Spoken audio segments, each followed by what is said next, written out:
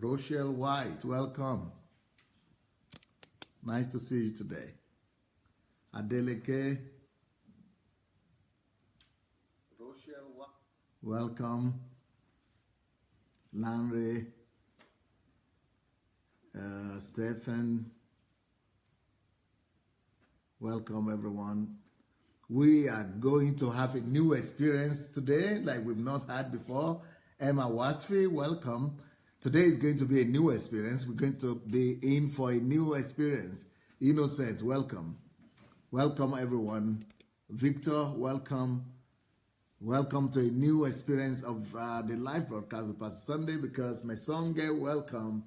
Today's program is going to be a bit unique and a bit different from the normal thing that we do. Like I said yesterday, I made an announcement yesterday that I was congratulating myself, rejoicing that in my own view, I had just completed yesterday the first lap of this challenging, very, very challenging topic that I started this time. And but that was not the end, but that was the the end of the teaching part. And so today, from today is the concluding part of the teaching that we've done for the past 3 weeks. And the concluding part, how is it going to look like? It's going to be in form of a checklist. So I'm going to be doing a checklist for you people. I'm going to be rolling out points, nuggets, and bullet points for all of you, for you to assess yourself. So in most of the things that I've done so far, or the past 2-3 weeks, it's been more like all of us assessing the state of Christianity in Africa, and everybody giving their marks and their pass marks or fail mark to different churches and denominations and things like that. But this time, we are turning the barrel on ourselves. We are turning the bullet on ourselves. So the gun is on ourselves in the sense that we are going to be answering the questions. We are going to be answering the questions, not to judge another person, not to assess another person or other people, but to assess ourselves. To assess ourselves, how we are doing with this teaching that we've listened to over the past few weeks. So please go ahead and share the link. If you have not yet shared the link, it's time to go do it now. Please go look for the share button under your video and share the video, share the link. Once you finish sharing the link, then we'll be ready to go. We'll be ready to go. Please go and share the link. Go and share the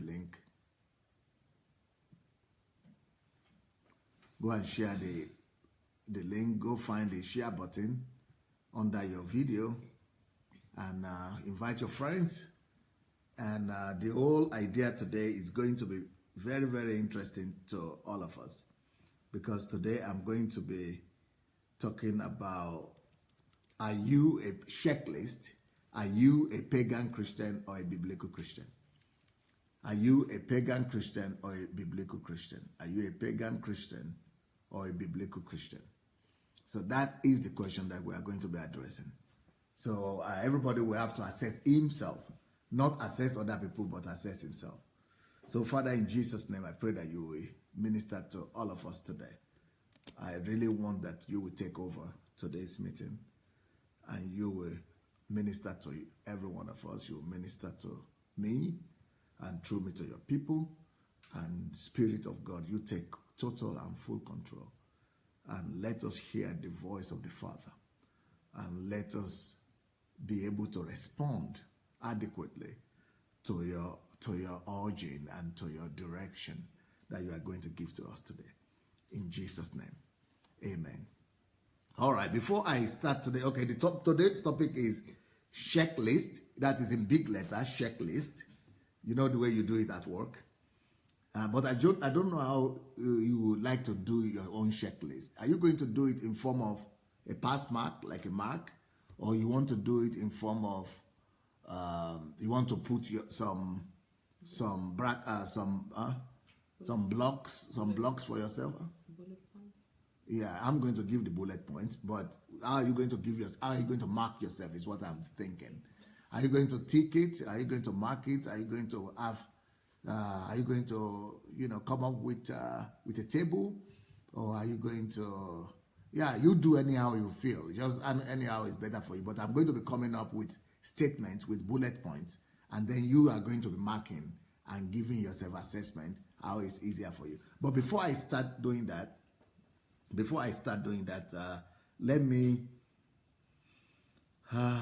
let me share a testimony here with you.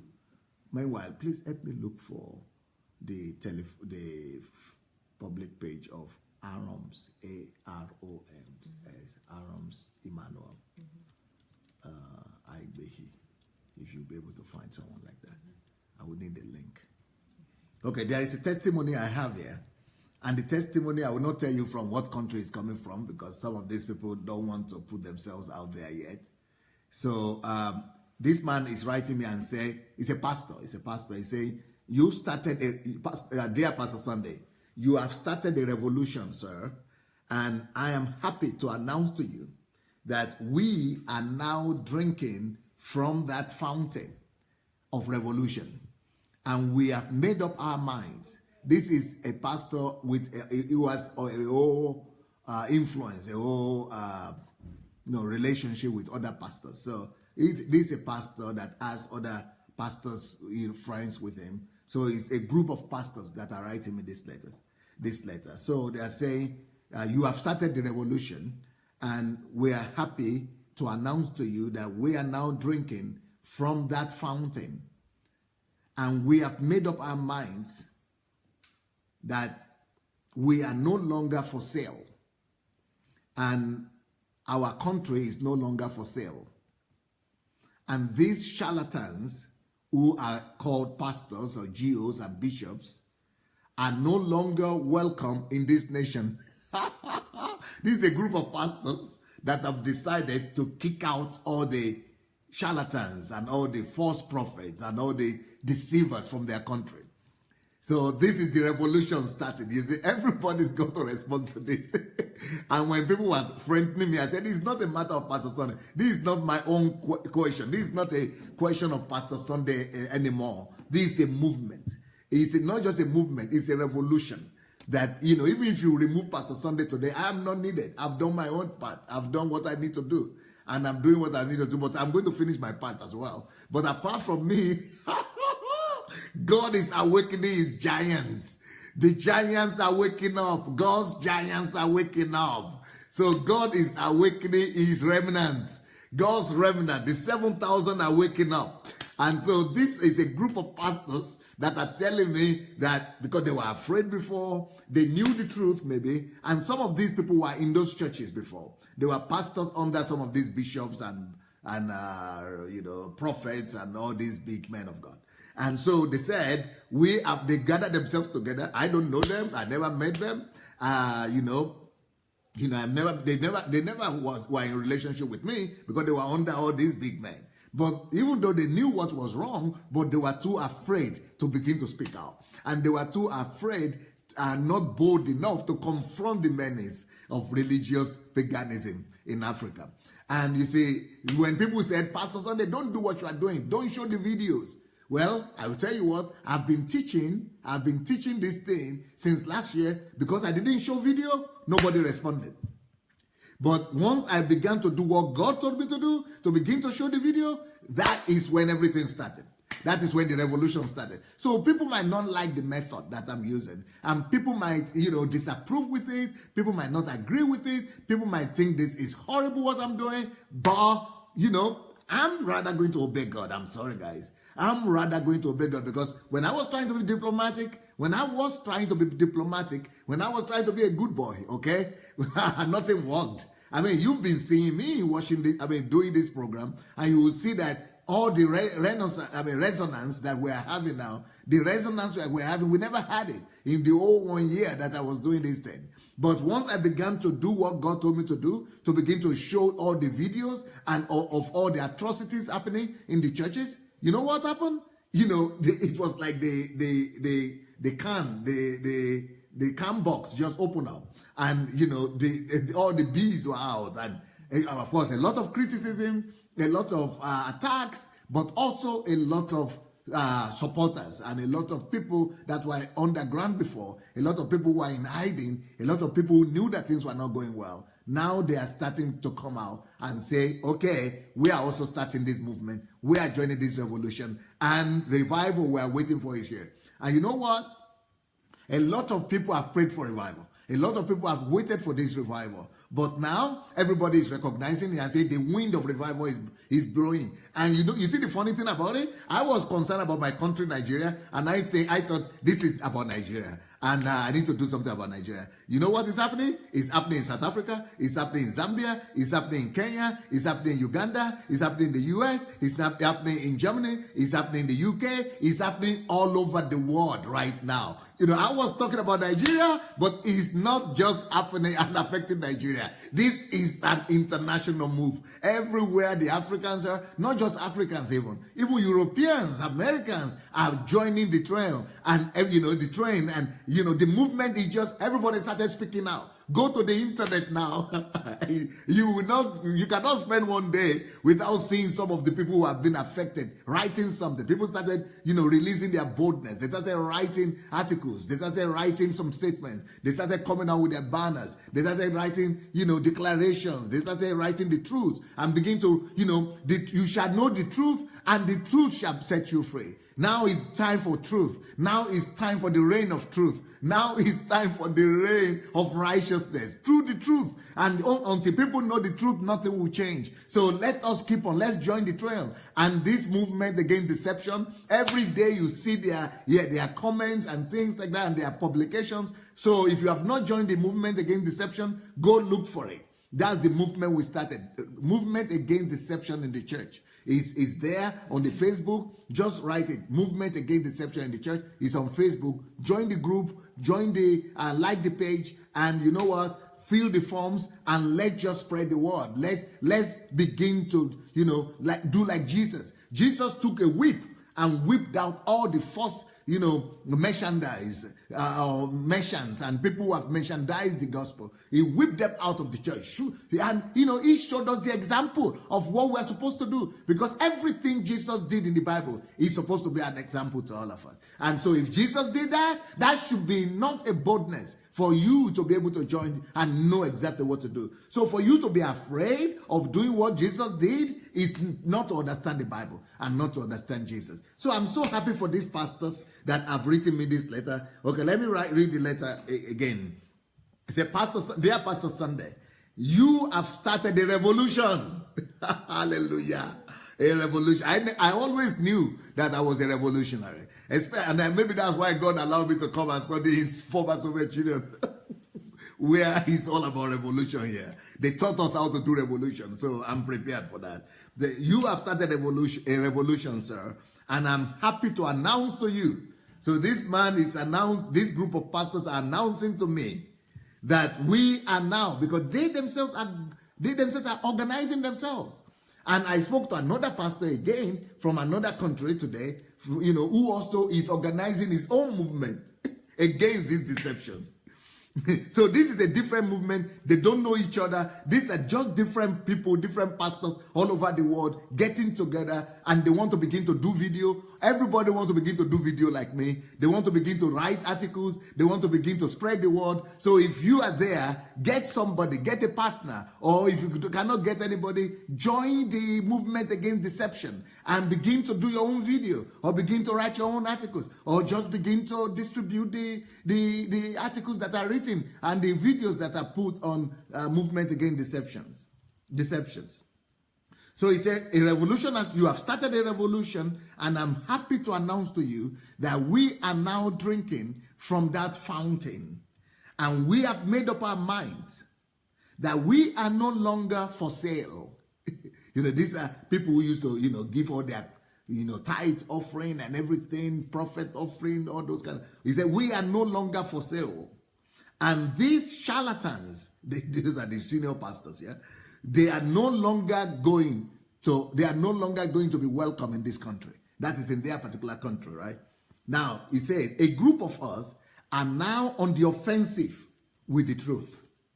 So if you have not, because I'm sure they have listened to my series on the truth. If you have not listened to my series on the truth yet, it's called The Power and Force of Truth. It's on my YouTube page. And now I think it is also on the podcast. They call it podcast. There is something they call podcast, MP3. Now, we have all my messages now on MP3 podcast. So I think somebody is going to give the link. We are going to put the link here for you. So for those people who are complaining back in Africa that they don't have enough data or they don't have enough money, data, that or whatever, that they could all actually get the MP3 postcard and, and begin to listen and spread it. And you can download it. You can download all these messages for free. Download them audio or video. And apart from podcasts, there is something they call Telegram. Or is it Telegram? Yes. Telegram now. And all of you could go to Telegram and download audio and video of all my messages. So, but you need to join that Telegram. So I think we are going to put the link as well there today. The link is going to be here. So the Telegram is making it to be, the Telegram channel is a channel. So you can join the channel. So everything that I will produce will be coming to you. It's like you are subscribed to it. So you'll be getting all my messages automatically. You don't need to even be here on the live broadcast. It will be coming to you automatically. And then you could always copy them and share them, either their audio or video. So all these messages are not going to be on YouTube again. They are going to be on YouTube, but apart from YouTube and my blog, they are on my YouTube page, on my blog. They will also be on iCloud, or what do you call it? SoundCloud. On SoundCloud, that is MP3 SoundCloud, and MP3 on Telegram, and video also on Telegram. So congratulations to all of you. So make sure you send them to all your relatives in Africa, because Africa is where they say they cannot get Facebook. It's too expensive. Let's send them the Telegram. Is free of charge. And then the SoundCloud also is free of charge. MP3 is free of charge. So all these things are free of charge. So, let them go get them. And I think that should be working. That should help us spread the word. Okay. Of course, not all the messages are downloaded yet because it takes time, okay? It takes time. So what we have started, the one we started putting, we put there already is all the messages on this paganism is already there. Then the next one is the truth, the truth series also is already there. And I think the next one will be other ones. So there are many that are already there. Yes, over 500 messages, but there are more coming every day. Before next week, Friday, we will have put about all the messages that are on YouTube. All my messages will be there. So congratulations. So these people, what they said is a group of pastors, a group of us, we are now on the offensive with the truth. So they took my messages, they are listening to them themselves, they are distributing the messages, and they started speaking the truth. They started using the truth to attack against the lie and against the darkness that has overtaken the church of the Lord Jesus Christ. So he's saying, this is the greatest news from them. They say, Pastor Sunday, we are no longer afraid. These are pastors saying this. I wonder, why should pastors be afraid? How could they fear men, ordinary men? Because they are GOs and bishops. And they say, Pastor, we got it now. We saw your example and now we are no more afraid. Because some of them thought, somebody else called me and told me, we were expecting you to fall down and die since 3 weeks. We are saying that 1 week passed, Pastor Sunday didn't fall down and die. The second week passed, he didn't fall down and die. Third week passed, he didn't fall down and die. We are no more afraid.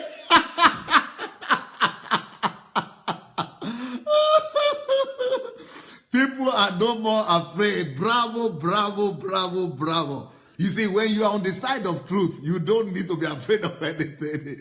Because one person on the side of truth is always a majority. And there is no evil that could ever touch you until you are afraid of that evil. The only cause and the only witchcraft that could hurt you is either you are guilty of whatever they are attacking you of, or you are afraid. You open the door through your fear. But once you are solidified in God, in God's truth, and if you are not yet solidified in God's truth, go find my series on the truth. They are on now, not just on YouTube. They are on YouTube. They are on Telegram. They are on MP3, SoundCloud. They are on my blog. So go get them. Listen as much as possible until you are no more afraid. Now, when you discover that you are no more afraid, take off like a plane and set your generation free. By the way, if you have not yet shared this particular video that we are doing right now, go ahead and share the video, please. Let's go ahead and share the video. Share the video, because before I start the checklist, before I start the teaching, I'm still reading the testimony. So go share the video while we are still doing this. And okay, this man kept on writing. He said, a group of us pastors are now on the offensive against the truth. I mean, with the truth, against the deception. We are no longer afraid. Pastor Sunday, we are no longer afraid.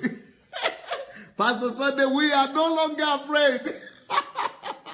These are pastors, and they are not living even in Africa. They are living in Europe, and they are still afraid in Europe. Not Europe, no, outside of Nigeria, outside of Africa. And they are not just Nigerians. These are people from different countries. So they said, Dorothy Thompson, the famous American journalist of the 30s, said that only when we are no longer afraid to do, only when we are no longer afraid do we begin to live.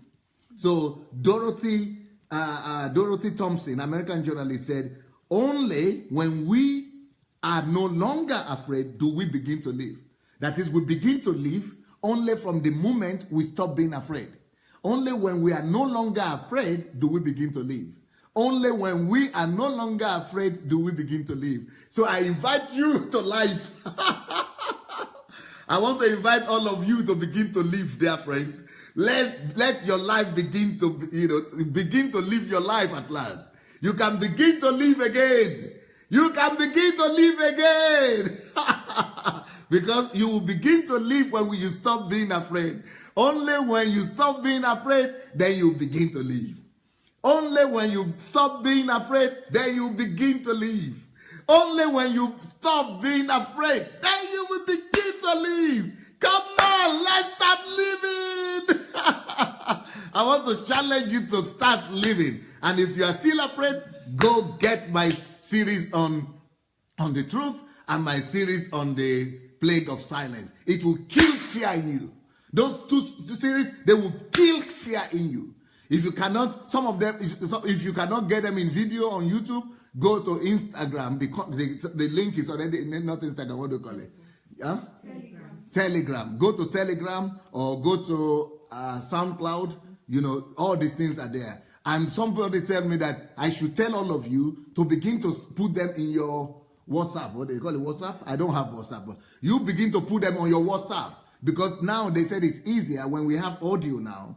With these audio messages, that it's easier to put them on WhatsApp now because it's not so heavy anymore. So please go ahead and break them into pieces, put them on WhatsApp, put them everywhere. Let the revolution begin.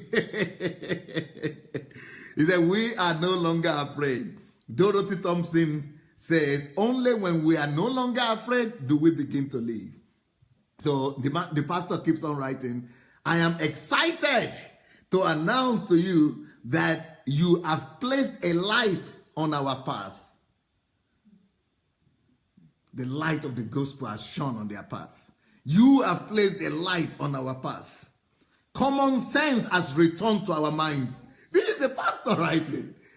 I just want to hug him right now. I feel like finding him and hugging him. But he's living in another continent. So he's saying common sense has returned to our minds. And we are now looking at Jesus with such clarity. Jesus became interesting to us again. It's easy to love Jesus again.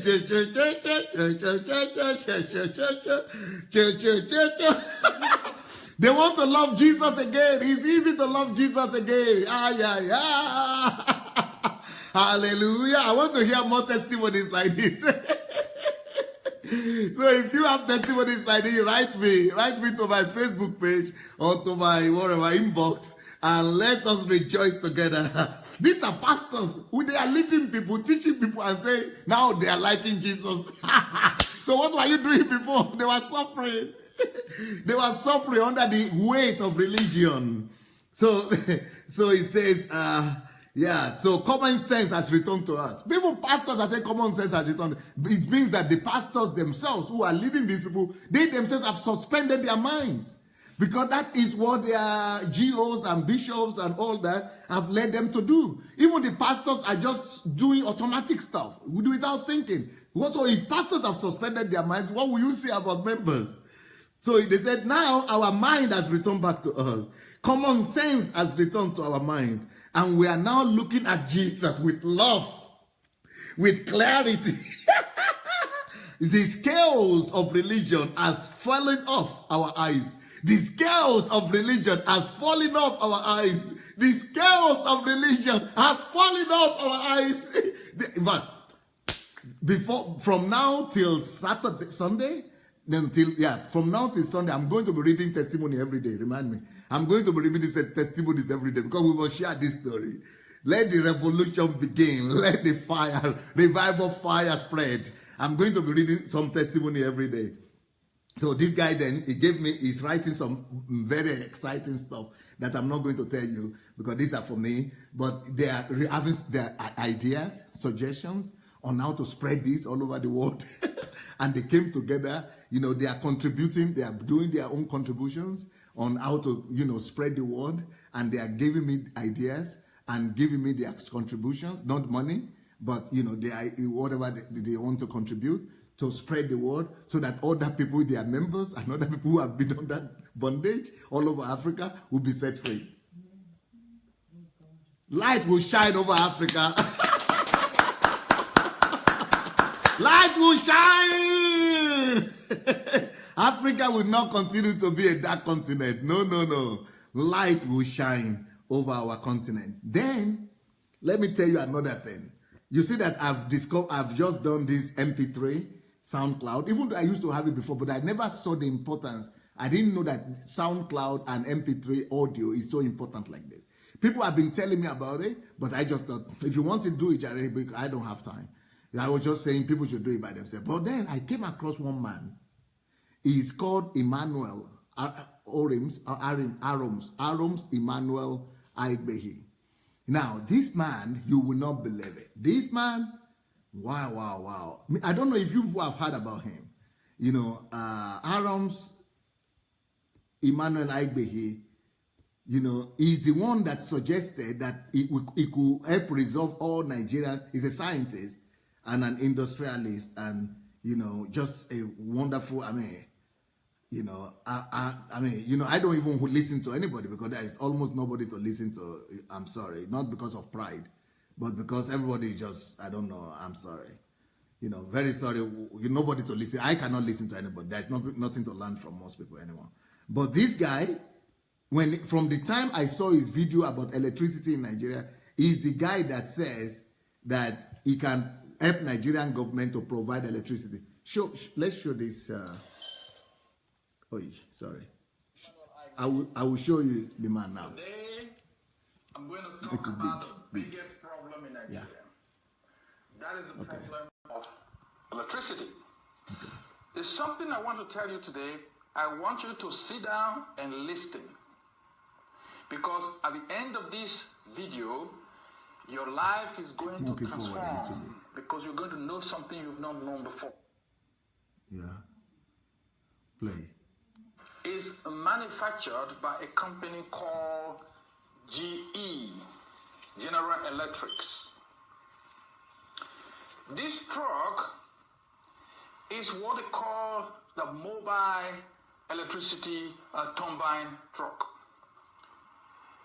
It is a truck that moves and can supply electricity by just moving to the location where electricity is needed, and the smallest of this truck supplies 32 megawatt of electricity. Now that is huge. That is huge electricity. If you put 10 of these trucks together, you're looking at 320 megawatts of electricity. It is enough to supply 24/7 electricity, 24 hours, 7 days a week, electricity to a state like Edo State. This truck has a gas turbine. This gas turbine can generate electricity 24/7 without stopping. This is the gas that we have all over Nigeria. It is all over the place. We have it in Lagos, Edo State, Delta State. We have it everywhere. This turbine machine can be delivered by General Electrics. Wait, it can be delivered by General Electrics in 2 months. 2 months. Okay. Not only that, these turbines, after General Electrics have delivered them, they can be made operational within 11, to 12 days. Within 11 to 12 days, this turbine will be operational in any location they are brought to in Nigeria. So the question is, how do we get the gas to these turbines? The answer is simple. You get 2 or 3 trucks that carry gas. They make the run to the gas depot, wherever they are, and they go and come back. You have a big tank of gas next to this turbine, and you fill them in. You fill them to enable the turbine to keep on running 24/7. So today we have about, if there's electricity is booming, then we have about 3,000, 4,000 megawatts of electricity. Sometimes they tell you that the capacity fall below average, so we're having about 2,000, 2,500 megawatts. These GE machines, they are not expensive. The money that was found at the apartment in Ikoyi, 43 million, can buy a few of these machines. In fact, a lot of these machines. These machines or these turbines, GE has installed them in a lot of places. They've installed them in Egypt, in Angola, in Tanzania, in a lot of places. Countries that don't have enough money as Nigeria. Countries that have not invested a lot of money in electricity like Nigeria. The question is, why is Nigeria not working with GE or General Electrics to make sure that we have these turbines? As I'm speaking to you today, these turbines are available at GE. When I've spoken with GE have said that they can run 1 month from signing the contract to the commissioning, 11 days from packing first trailer to commissioning, 10 minutes. Full power production in less than 10 minutes. Once they are commissioned, you put the gas in it, stay back, they press the button, in 10 minutes, 35 megawatts of electricity will be produced. Okay? So now, the question is, why is Nigeria in darkness? Because electricity technology has been existing for more than 100 years. It is not new, and it's not something that has to take miracles or prayer or whatever to do. It's not that Nigeria don't have the money, because Nigeria has budgeted so much money in the production of electricity, but nobody has seen the result. Me, I'm fed up. I'm fed up. People said to me, why are you so angry? Yes, I'm angry because I'm fed up. I'm a technologist, and I travel around the world, and I see what other countries are doing, and it pains me. And I say, why is our country backward? Why is Nigerians like subhumans? Like they are not real humans. They are just a little bit lower than others. Because I don't understand how you can live in a country, in a world, where you have a company on the other side of the world that can provide 24/7 electricity, even 10-hour constant electricity to everyone in Nigeria, by just driving few trucks to Nigeria and setting them up. And we have the gas to run these trucks. And yet, our leaders are not buying this equipment. They are not installing it. You know, and everybody's behaving like they don't know what they are doing. So, that is why I have said, look, Nigerians need to wake up, because this is no longer tolerable. Nigeria is becoming an embarrassment to the world. I was talking with a friend yesterday. He said, no, Nigeria is not becoming an embarrassment. Nigeria is an embarrassment to the world, because Nigeria has become like the madman of the world. You can have, you know, when a madman is behaving, people laugh at the madman, and you laugh at the madman until you realize that the madman is your family member. Then it's no longer funny what the madman is doing. That's how Nigeria is. We don't suppose to be in this situation. Electricity supply has a proven technology. Write to your leaders. Join me at 1 million letters, you know, project on Facebook. Write to your leaders. Write to the Minister of Power. Write to the President. Write to the Vice President. Write to the, you know, governors. Tell them there are machines from GE, General Electrics, that will start supplying power to Nigeria within 3 months. Tell them to ask me. If they don't know where GE is, I can take them to GE in the United States.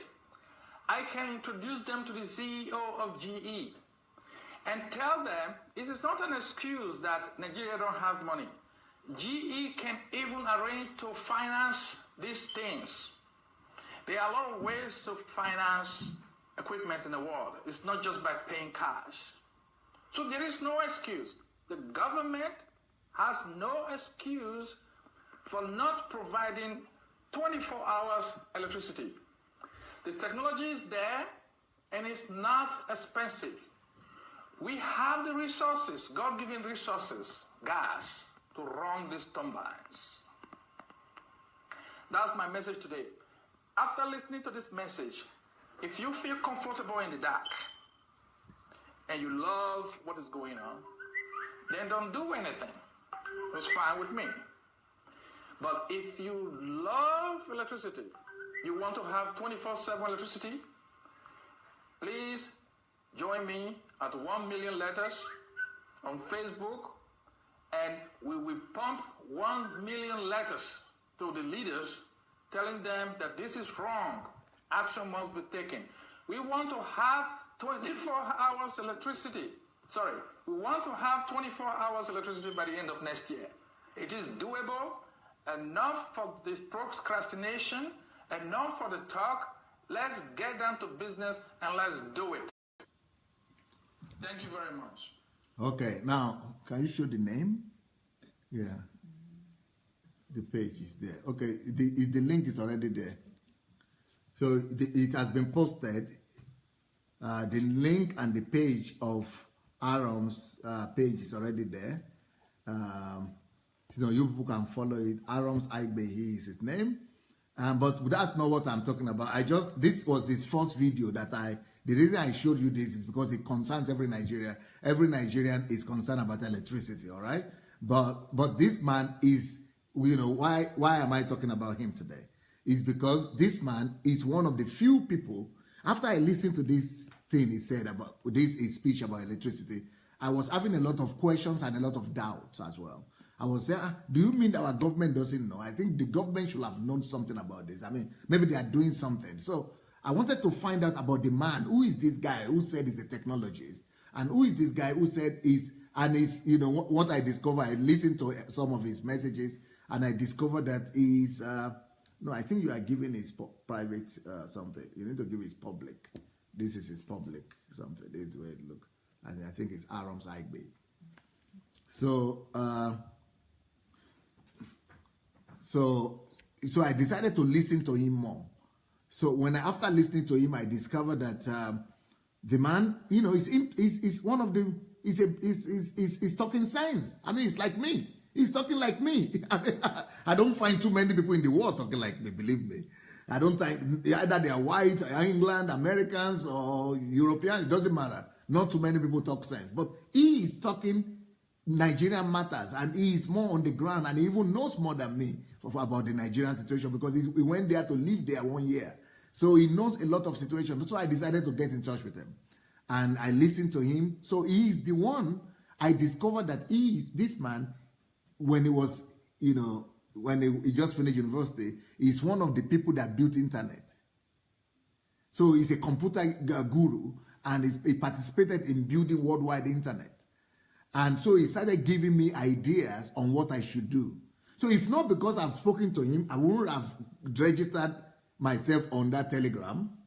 So it's because of him that I went to register on Telegram. He's the one who gave me the idea.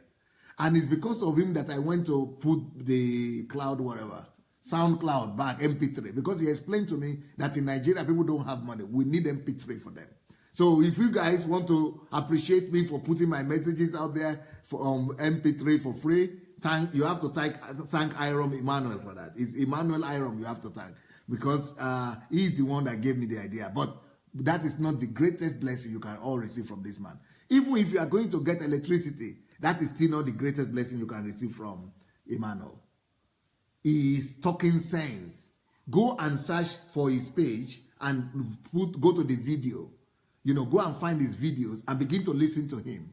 You'll be very impressed. You'll be impressed that Pastor Sunday is not the only one like this. So a lot of us, all of us need to begin to talk about the same thing. All of us need to begin to expose all these, you know, things that are happening. He's talking more about Nigeria. I'm talking more about Christianity. But, you know, it's the same thing we're talking about. Changing the mindset of our people. Changing the mindset of black men and of our people. So I want to encourage all of you, find Mr. Emmanuel fast. Find him fast and look at his videos. Go and watch his videos. You will be so encouraged that there are many of us. And when you listen to him, you'll be encouraged to start also talking, and to start your own channel, or to start your own video program, or to start your own, you know, topic, video program, or anything. You know, let's as many people as will talk, the better for all of us. Now, okay, I'm starting today's message. Wow. See, less than 1/3 of people, less than 1/4 of people have shared. People are not sharing yet. Please, let's go and share the videos. Look under your video, under this video, under me, under my picture, under my video, you will see your share button. Let's press the share button. I heard that Facebook is not allowing people to share as much. Facebook is afraid, because last year when they were allowing people to share, I was reaching 250 million people, quarter of a billion people were reaching. So now they are blocking people from sharing. But we are going to spread the word anyway. Let's go and share, so that Facebook will not be able to limit us. And okay, so the message of today is checklist. Are you a pagan Christian or a biblical Christian? Are you a pagan Christian or a biblical Christian? By the way, I'm sorry. There is somebody here today that is a lady that is having, sorry for this, but you're having some female challenges, female problem. Either you are somebody, I'm just saying that right now, that somebody is having situation, female situation, and God wants to heal you right now. Just click up in faith, just by faith, reach out in faith and receive your healing. Another person is having headache. God is healing you as well. Another person is having, what do you call it? Dizziness. God is healing you as well. Another person is having problem with the breast, especially the right side of the breast, of the chest. God is healing you as well. There's the kind of problem with the head, either you have a lump or a growth in the head, headache, all situations in the head. In the name of Jesus, the Spirit of God is touching you people right now. So reach out and by faith receive the healing power of God. God is healing you people today. Okay, today what we're going to do is going to be very, very personal, right? I mean, it's going to be private to everybody. I'm not going to be teaching like I did all the while. It's going to be a checklist. You know the way you put checklist, either as a table or as a mark or as a tick, you tick it. So I'm going to do a checklist about either are you a pagan Christian or a biblical Christian. So this is just going to be a random, and I'm going to do it for 4 days. Today, Friday, Saturday, Sunday. Then from Monday, we are going to start a new series about this about Christianity in Africa. So number one. Okay, somebody is saying, Pastor Sunday, you are beginning to sound like them without somebody. Yes, because there is nobody, there is the real. You see, when people are doing something, giving word of knowledge or doing something that is fake, it is not because they invented it. It is because there is a real thing and then there is a fake thing. Now, how do you know? I've already thought about that for the past 3 weeks. How do you know the difference between the real and the fake? It's just like the rod of Moses. When Moses dropped his rod, it became a snake, and then the magicians did the same thing. You said, if anything is counterfeited, it's because there is a real one. And the way you will know whether it is real or not is that there will be selfish interest in it. Either it is money that people want to gather, or it is crowd they want to gather, or it is offering they want to gather, or it is, church they want to grow, but I don't have any interest in it. I'm just obeying God, and I am giving the message to you. No drama, nothing, just as God is giving to you. So because other people are doing the evil one, we shouldn't mean that the real one shouldn't exist. It is rather the real power of God that should kick out the fake power of God outside. Out of the church. So anyway, so today's teaching will be totally different. It's going to be active exercise. It's going to be practical teaching. So the teaching is checklist. Number one, it's going to be one by one. I'm going to be number 1, 2, 3. Are you a pagan Christian or a biblical Christian? You have to answer for yourself. Everybody will have to answer for themselves. Are you a pagan Christian or a biblical Christian? Number one question. A biblical Christian must be established and based on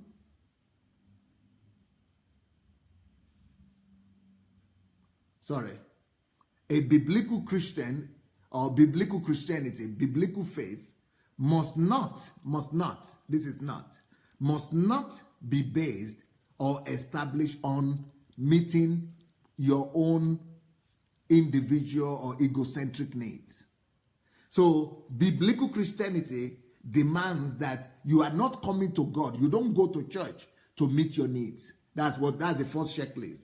You have to answer yes or no. What drives you to church? Why do you go to service? Do you want to go to church every Sunday or every day because you want God to solve your problem? If you want God to solve your problem, it means that you are a pagan Christian. You are not a biblical Christian. So that's number one point. A biblical Christian does not go to seek God to meet his own needs. He wants to go and seek. I will tell you why. The next point. Okay, that's point number one. But you have to write for yourself because you need to be able to mark yourself later on. Do you have a pass mark or you have a fail mark? So if you are going to church to meet your needs and to resolve your problems, and that is what is driving you to God, I'm sorry, guys. I don't want to make you people angry or to disappoint you, but it means that you are just a pagan Christian. You are not a biblical Christian. Number 2 point. Even though God resolves people's problems, but that is only a manifestation of God's love and compassion.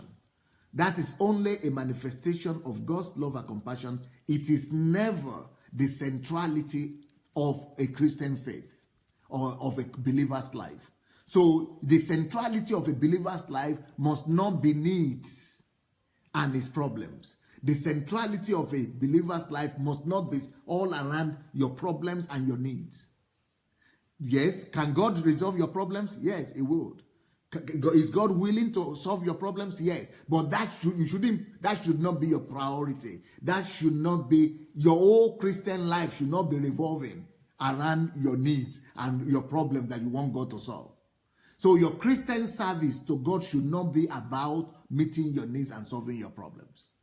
So you write that. That is the second checklist. If it is yes or no, because if it is yes, it means that you just write pagan, or I don't know, yes or no. It means if your life right now is all about solving your own problems, it means you are a pagan Christian. But if your life with God, your Christian life is evolving around loving God, drawing closer to Him, and not about needs. You don't remember problems. You don't remember needs. You are just loving God. Then you are a Christian. But if you are mostly being driven to God, and you are always thinking about meeting your needs, and it is your problems that is your whole Christian life, Christianity, your prayers is all about, it means you are a pagan Christian. Next point.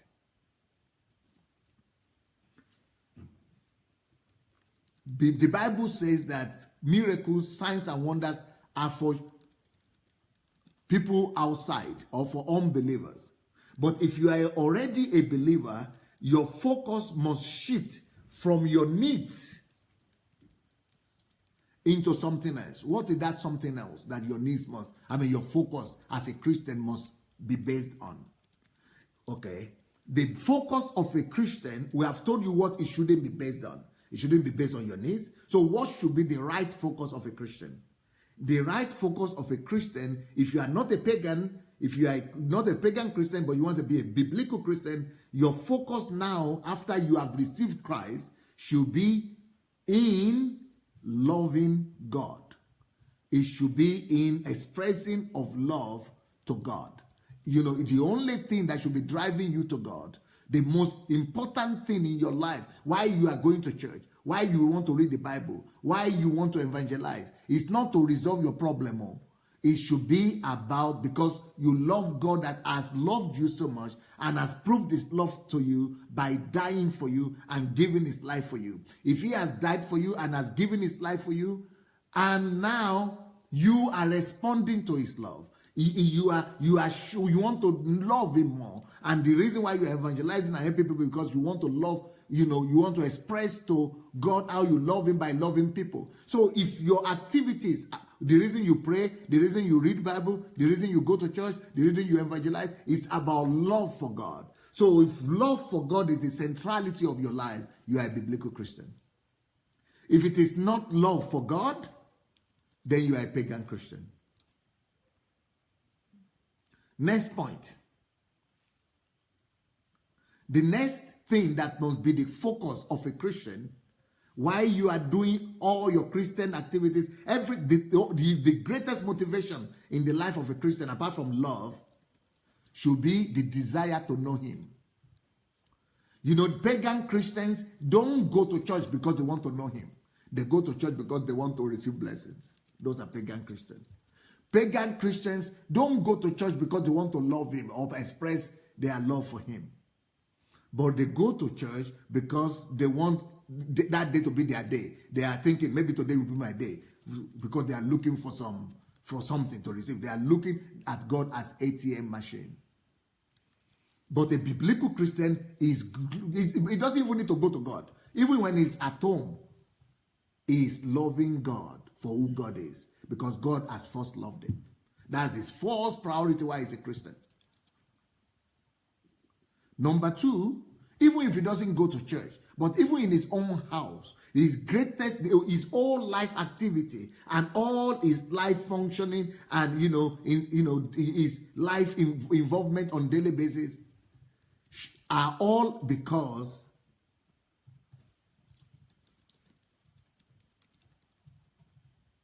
he desires to know the Father God more.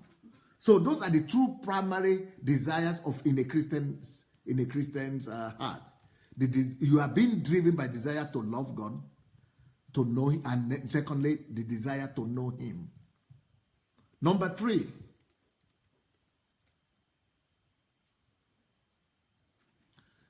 if you are a biblical Christian, The reason, when you think about God, you are thinking in terms of loving him. You have said that. You are thinking in terms of knowing him. And number 3, you are always thinking in terms of revealing him. So you love him. And because you love him, you want to know him more.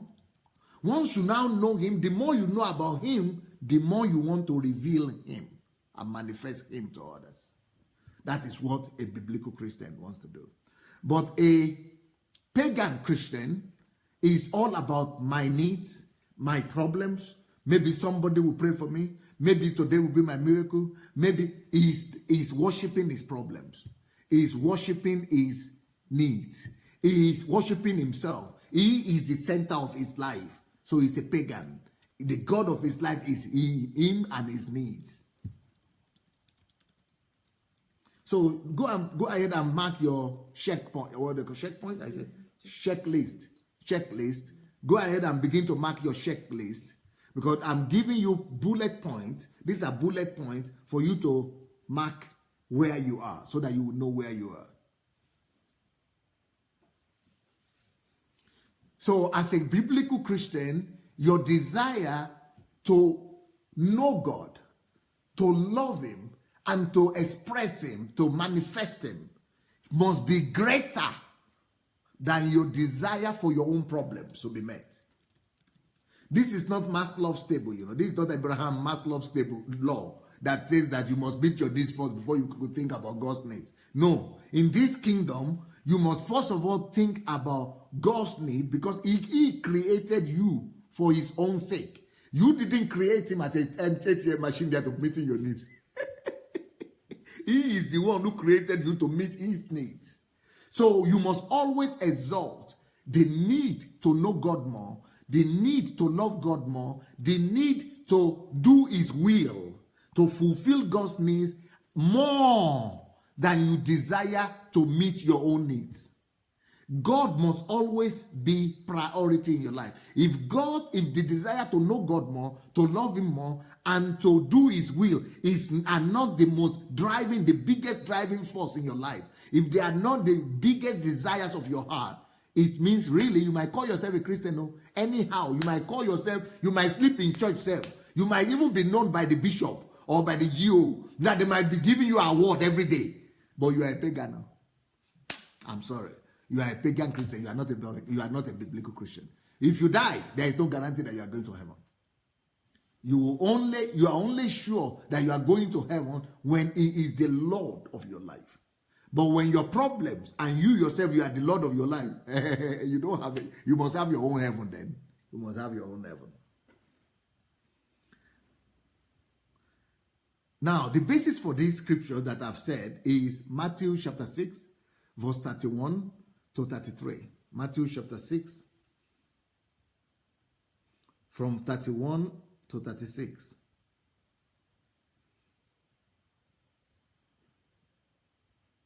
The Bible says here, therefore do not worry, saying, what shall we eat? What shall we drink? Or what shall we wear? For after all these things the Gentiles seek, you see, the pagans seek. It is the pagans that are driven by their needs to God. They come to God, they go to God, they seek God for their needs. That's why they are pagans. For your heavenly Father knows that you need all these things. So you should be going to God for relationship with your heavenly Father's sake. Because you love your heavenly Father. It is because of your heavenly Father. Relationship should be the thing that is driving you to God. Relationship. That's another point. Another thing that makes you to be a biblical Christian is that you have relationship, an ongoing love relationship with the Father. And it is that relationship that drives you to him. You love him, you want to relate with him. When you love anybody, you want to relate with them. For your heavenly Father knows that you need all these things, but seek first the kingdom of God and his righteousness, and all these things shall be added to you. So don't seek those things. Seek to be in relationship with your Father, and seek to do his will as is in the kingdom of God on earth as it is in heaven. So from that particular scripture, we discover that when you become a Christian, your focus must no longer be on those three vital questions of life. You remember in economics or social science, they say there are three vital questions of life. Yeah, it is what to eat, where to live, and those are the three basic questions of life. But here he's talking about what to eat, what to drink, and what to wear. So those basic questions of life, they come secondary in your life. They become secondary when you become a Christian. Those are no more the things that are driving you. So what are the things that are driving you now? The desire to love God, to know God, to meet it, to do His will. So it's a relationship with God that drives you to God, not those three things. But the people who are saying they are Christians, but really they are Gentiles or Gentile Christians, even though they speak in tongues, even though they go to church, even though they sing praise and worship, but all those things, the singing and dancing in the church is behind their mind is so that if I sing very well and I dance very well, then maybe God will see me and meet my needs. So the real purpose why they are singing and dancing, the real motive is not God. The real motive is meet my needs so that maybe God will see you and meet my needs. Then they go to church. They don't miss church every Sunday or every week. They go. And the reason why they are going is not because they love Him so much, that they are going to seek His face and to love Him and to get to know Him more and to reveal Him. It's because if I don't go to church, if I don't miss any Sunday, if I go every service, if I don't miss anything, maybe God will have mercy on me. So it is all works. It is all by works. So people are depending on their works and on their efforts and on their attempts to please God. They are not depending on their trust, on their living relationship, on the ongoing relationship of love with the Father. Christianity is supposed to be not depending on your works to please God or to get favor from God, but on your faith that He loves you. And that love relationship with Him is what your confidence is in, that you know your Father. Your Father knows you. You have a relationship with Him. You trust Him. You have faith in Him. You love Him. He loves you. That faith in His love, that trust in your loving Father is your basis for going to Him and knowing that all your needs will be met. Okay?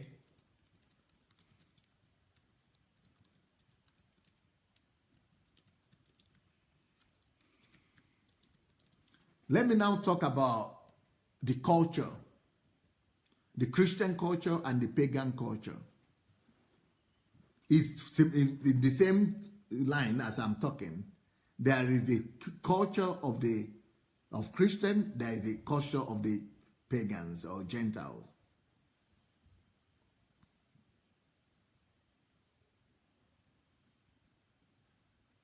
The culture of the Gentiles is that their whole lives is about survival. It's a culture of survival culture. The pagans, the unbelievers, I just want to survive. And that is why I know that paganism has hijacked the African church. You go to African church today, everybody wants to survive. Everybody wants to survive. And just the same way you are an unbeliever, you are trying to survive. You are a Christian, you are trying to survive, nothing changed.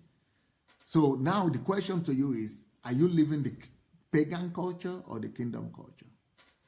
So if the pagan culture is trying to make a living and survive, what then is the kingdom culture? The kingdom culture is, or the biblical culture, the Christian culture is that you want to find out your Father's will for your life, and you want to fulfill that will. You want to carry out. You want to please the Father. So the kingdom culture is relationship with the Father. Loving relationship with the Father. The pagan culture is survival. They want to make a living. So, we are doing checklist. So write the answer in your own checklist. What culture are you living in? What culture? Survival culture? Making a living culture? That is paganism. Pagan, it means you are a pagan Christian. If it is relationship culture with Father so that you will be able to discover his will for your life and be able to fulfill it, then it means you are a kingdom citizen or you are a Christian. You are a Christian.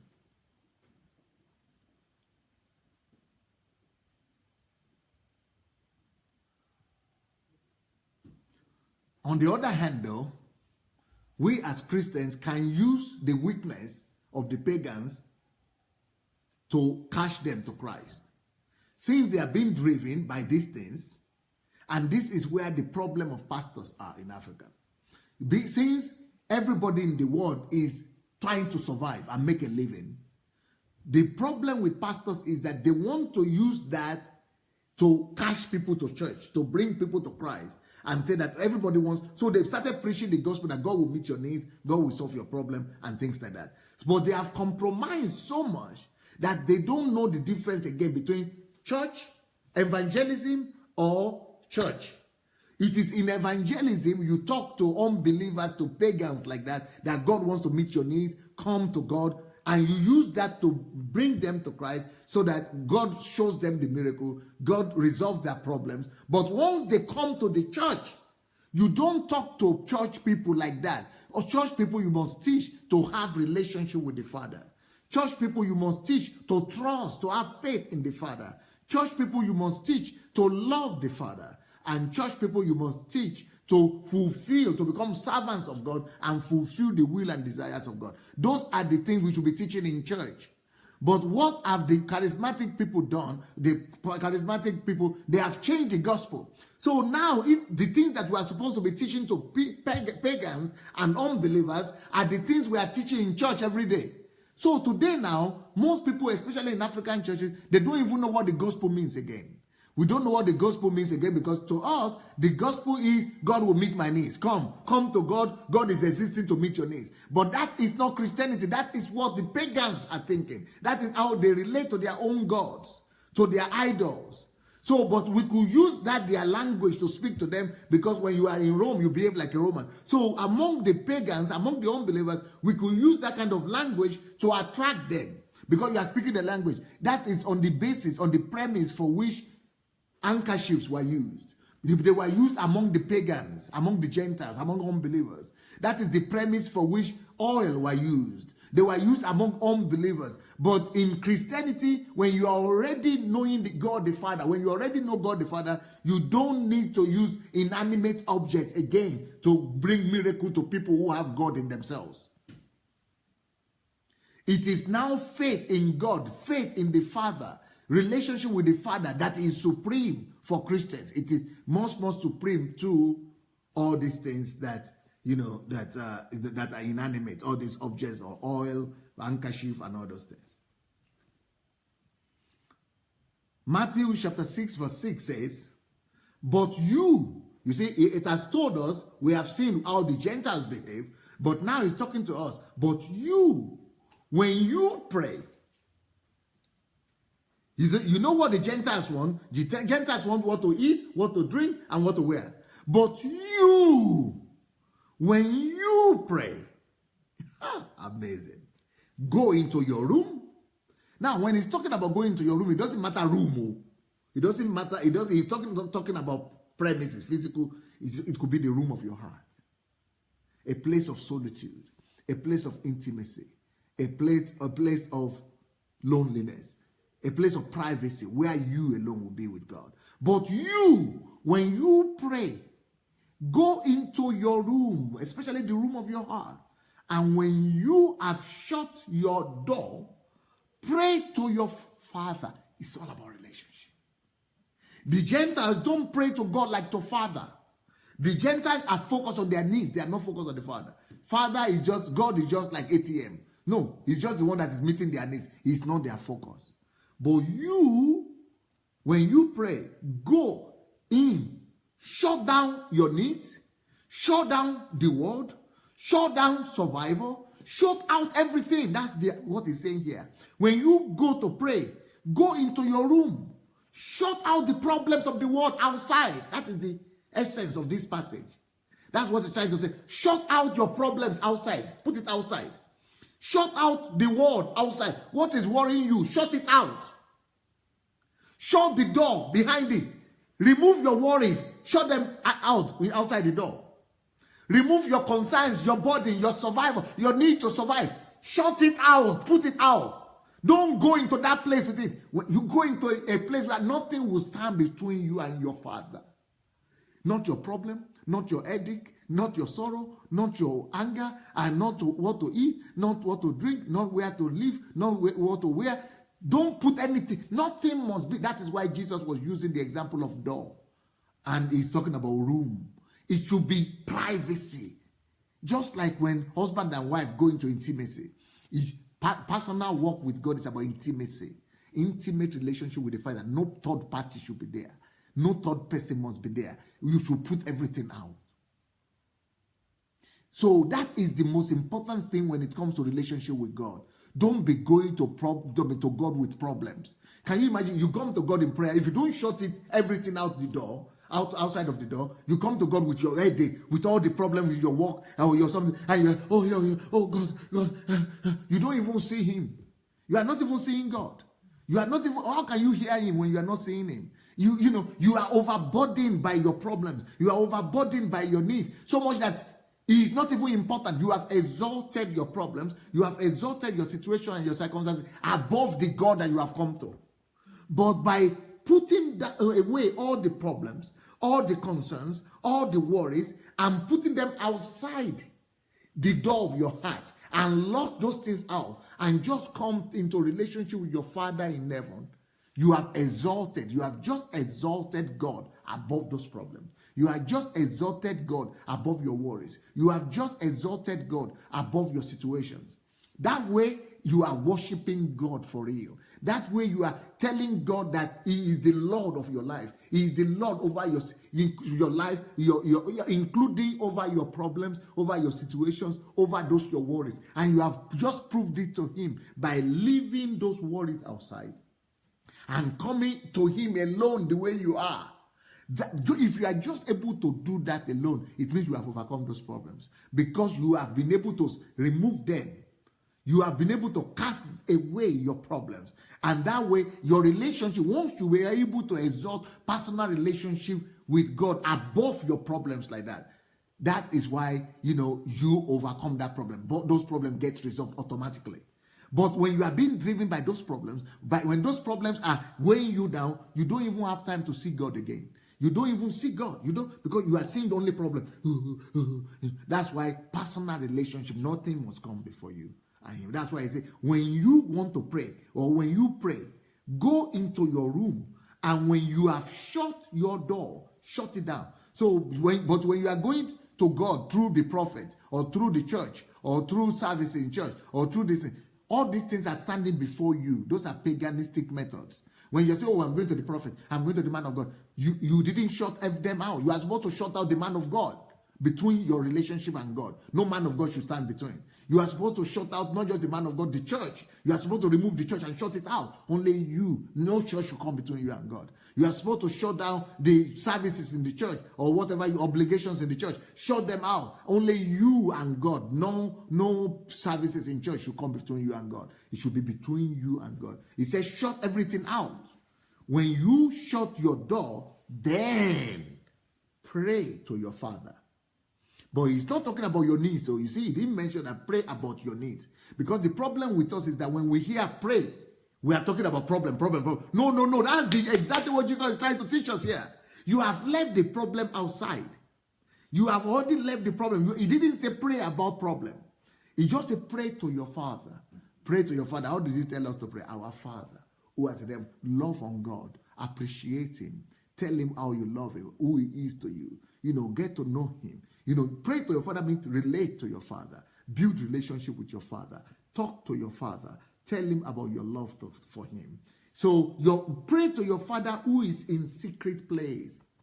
And the most secret place is your heart. And your Father who sees in secret will reward you openly. You see, He didn't say He will answer your prayer. He didn't say He will meet your problems. He didn't say He will resolve your issues. He knows how He will reward you. But just go to Him and pour out your heart to Him. Let him just know as a father to a daughter, as a daughter to a father, or a son to a daughter, to a father. Just go ahead and love on him and let him know what you are going through. And not just about what you are going through, about your relationship to him, about your love for him, about your respect for him, about your honor for him, then let also in the middle of the whole thing, let him know what you are going through. And then tell him also how you want to fulfill his will, how you want to meet his desires, how you want to please him. You remember the most important thing is to love him. Talk to him about loving him, about how much you love him. Remember the second most important thing is to know him. Tell him about your desire to know him. You know, remember the third thing is to do his will. Tell him, express to him your desire to do his will. Then if you have any problem, also express that to him. So if that is not the way you are relating to God right now, you have been practicing pagan Christianity. You have been practicing pagan Christianity. But if this is the way you have been, you have been practicing it, it means put your checklist. Your checklist is that, yes, you are a Christian. If this is not the way you've been practicing it, your checklist is that, no, you've been a pagan. Next point. Take your checklist. You remember what we are doing this today is that we are taking our checklist and we are using that checklist to decide, are we pagan Christians or we are biblical Christians?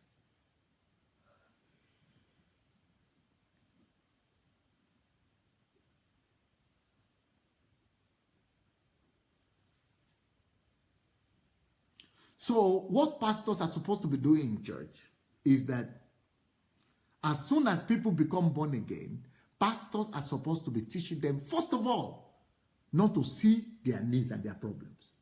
Because the problem with the pagans is because of their culture. What is the culture of the pagan? You remember I told you the pagan culture? The pagan culture is survival.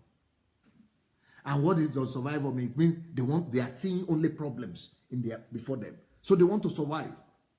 They want to remove the problem. They want to solve the problem. That is the culture of the pagan. So when people become born again, we must retrain them. We must begin to teach them that instead of seeing problems before you like this, you must begin to see the Father before you. Your focus must go from problems to the loving Father who cares for me. How can I know you better, Father? How can I love you more, Father? What are your desires that you want to do through me? And when I am doing that, it means I'm seeking first the kingdom. When I seek to know him, when I seek to love him, when I seek to fulfill his desires, that is seeking first the kingdom. And once God sees my heart like that is my desire, that's how I am living, my first desire, my ultimate desire is for him. I am seeking first the kingdom and his righteousness. Once that has been done, what did he promise to do? He would then meet all my needs. But my focus must shift from pagan focus to Christian kingdom focus. My culture must change from survival focus into kingdom focus. So, but the pastors today in churches, they have become pagans themselves. In fact, pastors themselves now, unfortunately, are the ones who are teaching Christians to focus more on their problem. And they are using God to say, oh, God will do this for you. God is on knees. Pastors now are preaching paganism. And any church where they are preaching more or focus on God will meet your needs, God will do this for you, when they have brought the culture of paganism to the church. So the pastors that we have today and the so-called churches that we have today is all bringing the survival mentality of the world, the pagan culture of the world into the church. So the pastors now, instead of them removing your focus from survival, from what to eat, where to drink, where to live, into relationship with God, how to love him more, how to know him more, and how to fulfill his will, instead of them focusing on the culture of the kingdom, which is the culture of the kingdom. That's the kingdom culture now. Instead of us focusing them on the kingdom culture, we don't even mention kingdom culture at all. I mean, you tell me, is that not your church? Is that not the way? What that is the checklist. Put it there. Put the answer there. Is your church focused on kingdom culture or on pagan culture? You will discover that it is pagan culture. I know them. That's why there is nobody to listen to. Everybody is talking about either breakthrough or healing or enemy or demons or wish or wizard or healing or barrenness or children or just problem. These are the things they were supposed to be talking about in the world for the pagans to attract them, not for the children of God. The children must be introduced to their father. Once you become born again, you know the Spirit of God comes to you and He regenerates your spirit. Once you are now regenerated, your spirit man has come alive. It has been quickened. Now you are a spirit man that has come alive. That spirit must be taught to interact with the Spirit of God, because God is spirit. So you must be taught, you must be introduced to your father. You must be taught about building trustworthy, loving relationship with your father. So the culture of the kingdom of God is relationship, loving relationship with the father. Why the culture of the world is worries and survival mentality. But churches today and pastors today, they don't even know what it is. I'm sorry to say. 99% of pastors today don't have an idea of what I'm just telling you right now. They don't even know that there is a kingdom culture. And they don't even know what it's called. Everybody just living the same way they lived before they came to Christ, worrying and living in survival mode. That's the same way they are also living today. They don't even know the difference. Even the pastors themselves. So if the blind is leading the blind, what else do you expect? Malachi chapter 4 verse 6 says, Malachi chapter 4 verse 6, talking about the kingdom culture. This passage that I'm about to read to you right now, Malachi 4:6, is the last passage in the Old Testament. The very last verse in the Old Testament. There is no more verse in the Old Testament after this verse. This verse is the very, very last verse. The very last words of the whole Old Testament. What does that mean? The very last word of the Old Testament is a bridge and a prophecy into what is coming in the New Testament.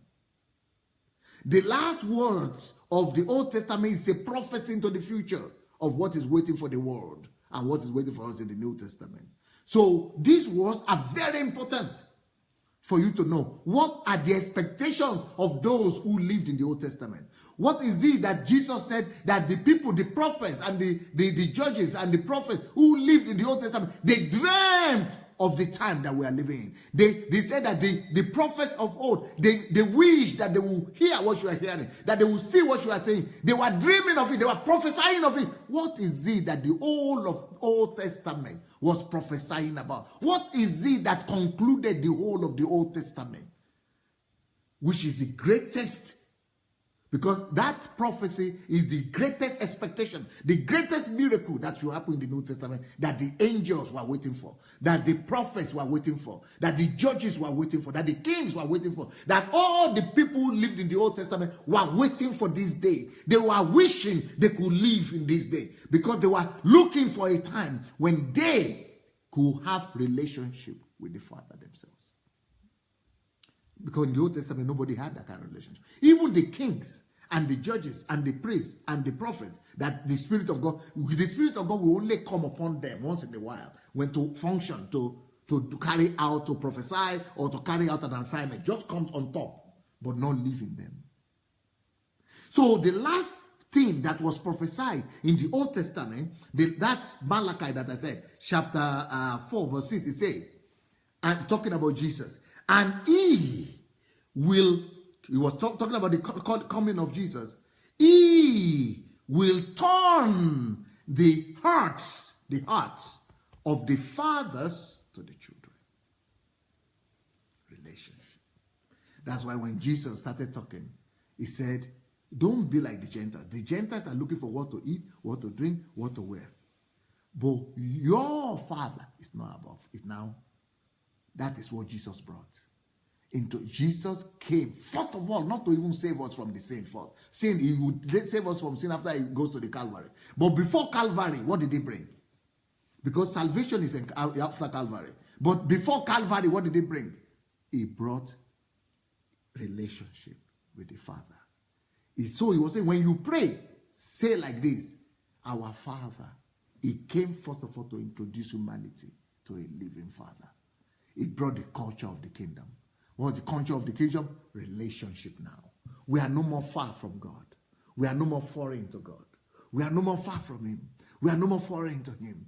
Now everybody could have a private relationship with God. Everybody could build his own relationship with a loving Father. That's why every time you listen to Jesus, he's always saying, I am my Father. I am my Father. I know my Father. I know my Father. What did he bring? That's the greatest revelation Jesus brought. It came to introduce the Father to the earth. It came to introduce us back to the Father. That we are no more foreign. We are no more strangers.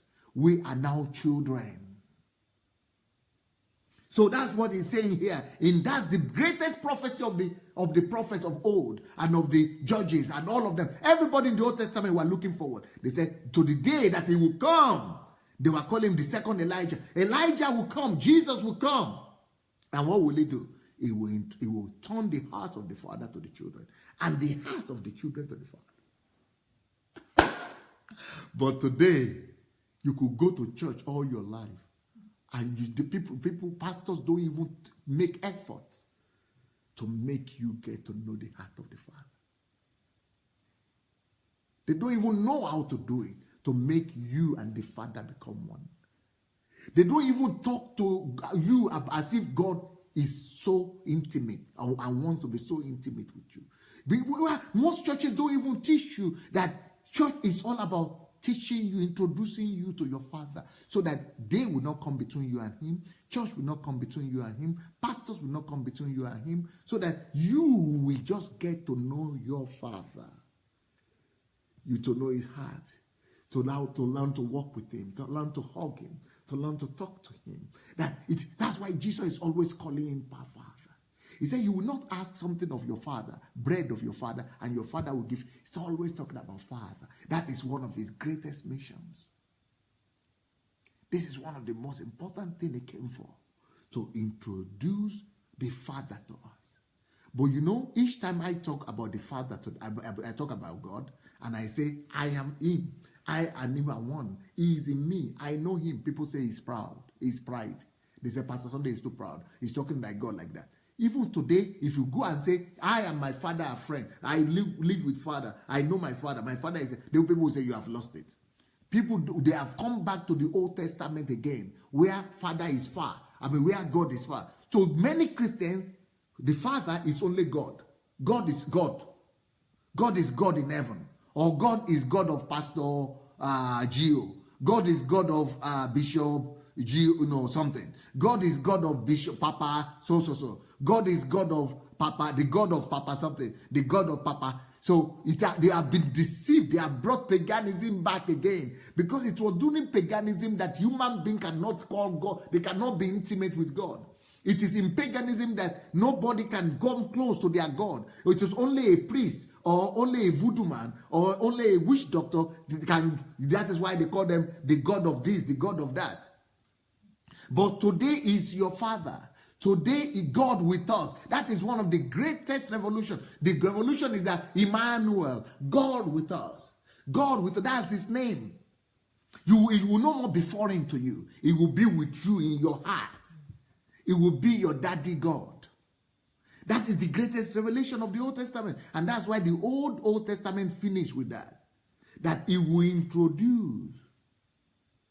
He said, and the heart of the children to the Father, and the heart of the Father to the children, lest I come and strike the earth with a curse.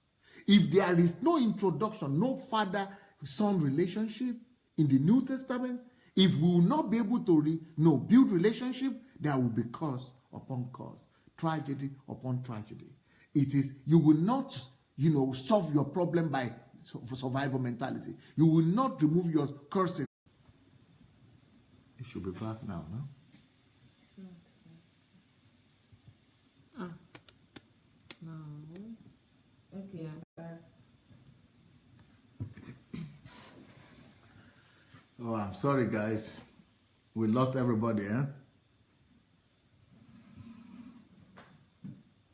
I'm sorry, guys. Can you people write that we are back? Call your friends. Let's go and share the link again. Let's let people know that we are back. Sorry for that, guys. It's the internet failing us, letting us down. We are back.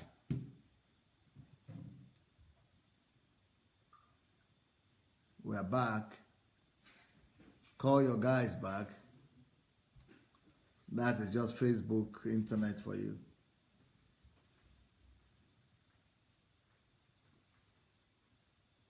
Please call everybody back that we are back.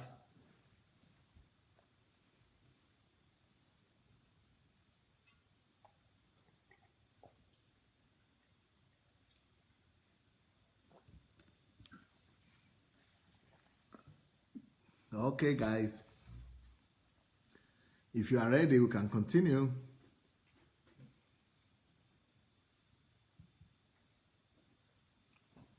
We are back.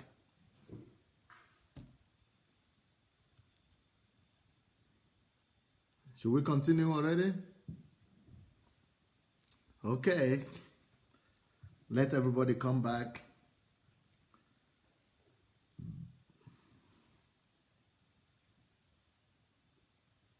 So I just finished talking about Malachi chapter 4 verse 6.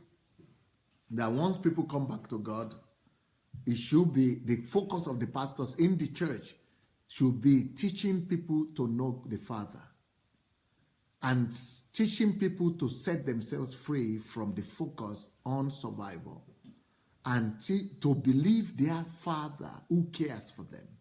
They must be taught now to believe in the love of the Father. They must now be taught to build relationship with the Father. And they must now be taught to get to know the Father, trust the Father.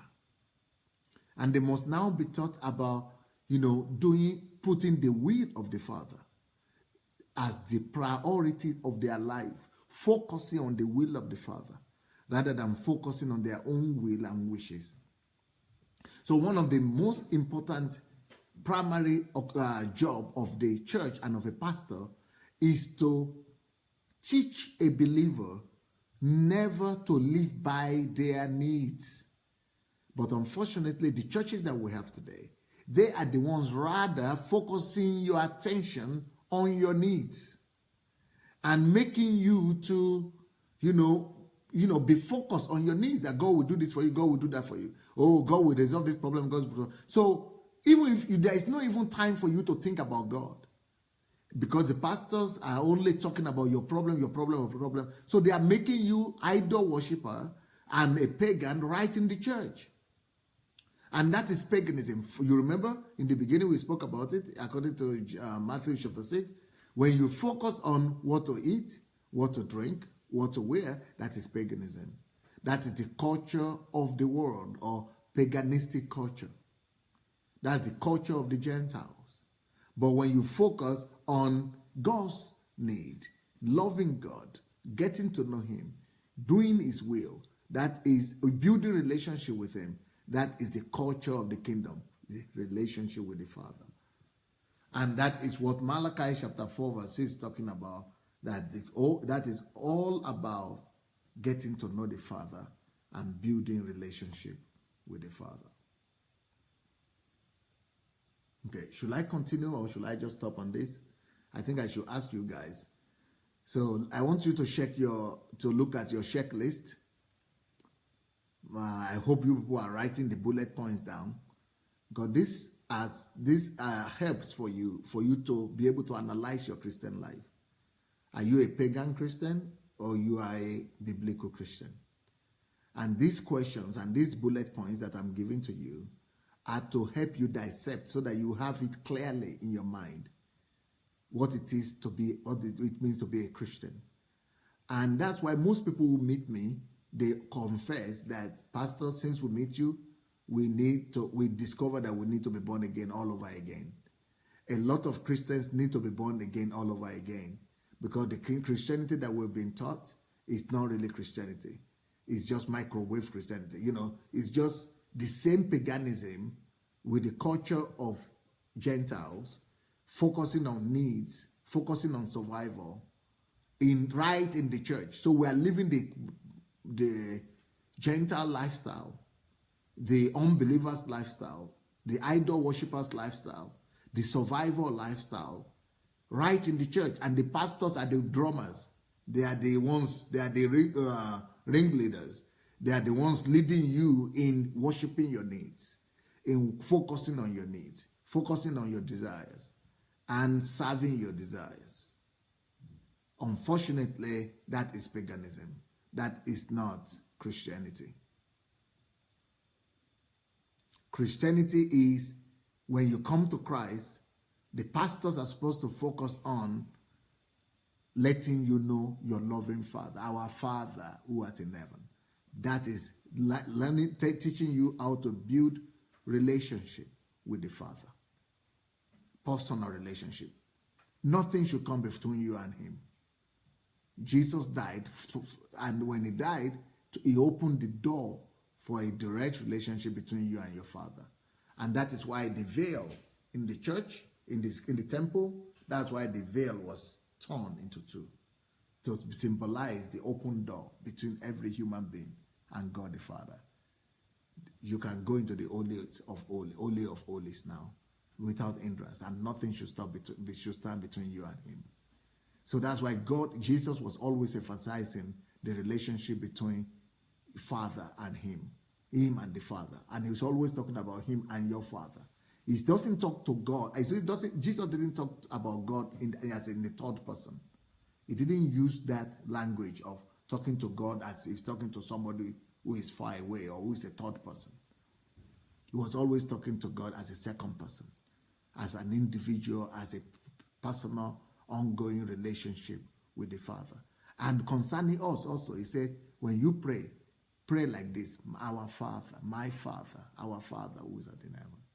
And he says, when you go to pray, go into the room, lock out your problems, lock out your needs, lock out, what to eat, what to drink, and what to wear. Lock it out. Lock out your worries and your survival needs, instincts. Lock them outside. Put them outside and go into a place of intimacy with the Father. And that intimacy will give birth to ideas on how to resolve those problems when you come out of that intimacy place. That intimacy place will show you what to do and how to create things that will resolve your problem, that will, bring answers to you. You'll be able to know how to constructively and creatively approach all the challenges that you had left behind. When you always come out of the place of intimacy, you will come with answer. Because you'll be able to see clearly. When you didn't go there with all your problems, nothing is clouding your mind. Nothing is clouding your understanding. You are able to see what the Father wants for you and how the Father wants to advise you to resolve that problem. You see, this is the desire of the angels. This is the desires of the prophets. This is the desire of the judges. This is the desire of those people who lived in the Old Testament.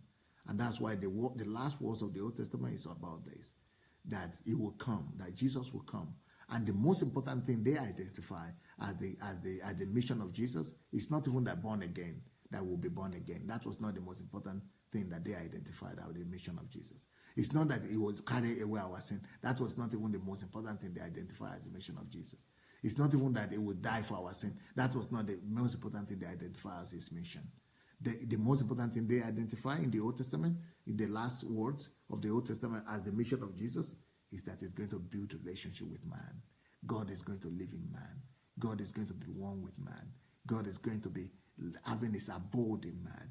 God is going to have personal relationship with man. Every man is going to have personal access to him, personal relationship with him. So people knew that they didn't need to wait for Moses anymore. They didn't need to wait for Samuel anymore. They didn't need to wait for some prophet, some judges, some anointed men. But unfortunately, we have returned the church back to that Old Testament time when we are now looking for old men, some prophets, some men of God who have the Spirit of God in them. And we are just like slaves. You are going through them so that they will reveal God to us, or they would tell us how to find God.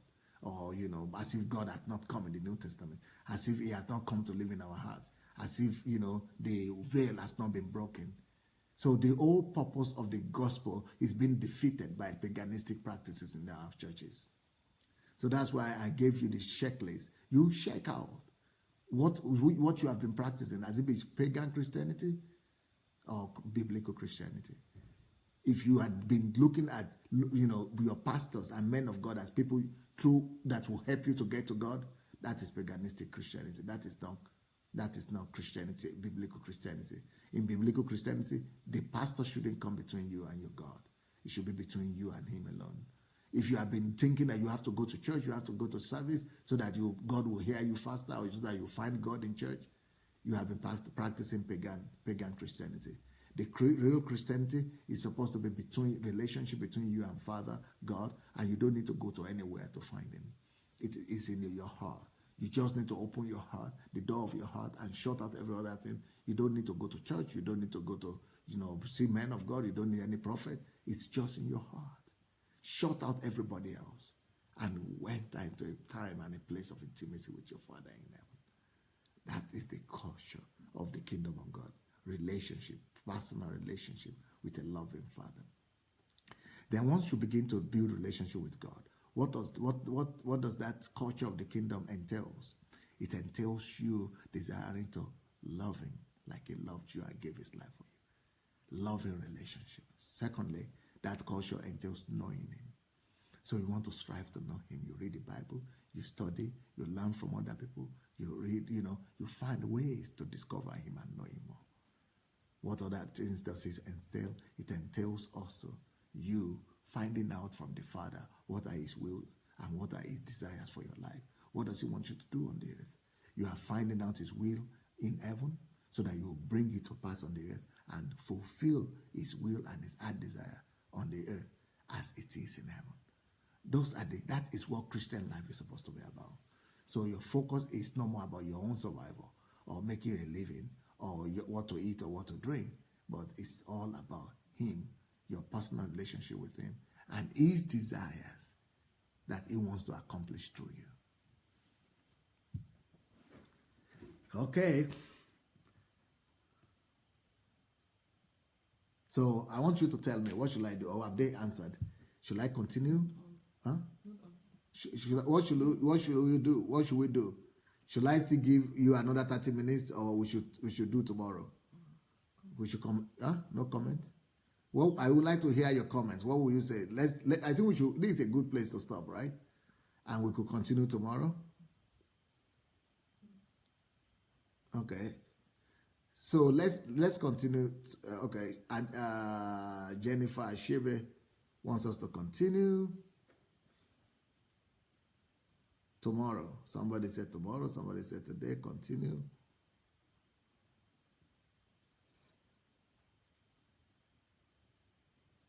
Okay, I think it's enough for today. But what I would like us to do is to go and work on the checklist, that is the bullet points that I gave, and go and put that in a checklist for yourself and see and answer the question for yourself. What have you been practicing? You are not in the mood to answer the question, eh? Because it would have been a good way to fill in the gap here, so that you could strive on your own, or somebody could tell from their own experience. What have you discovered? What has this teaching done for you with this checklist? If I give you let's say we had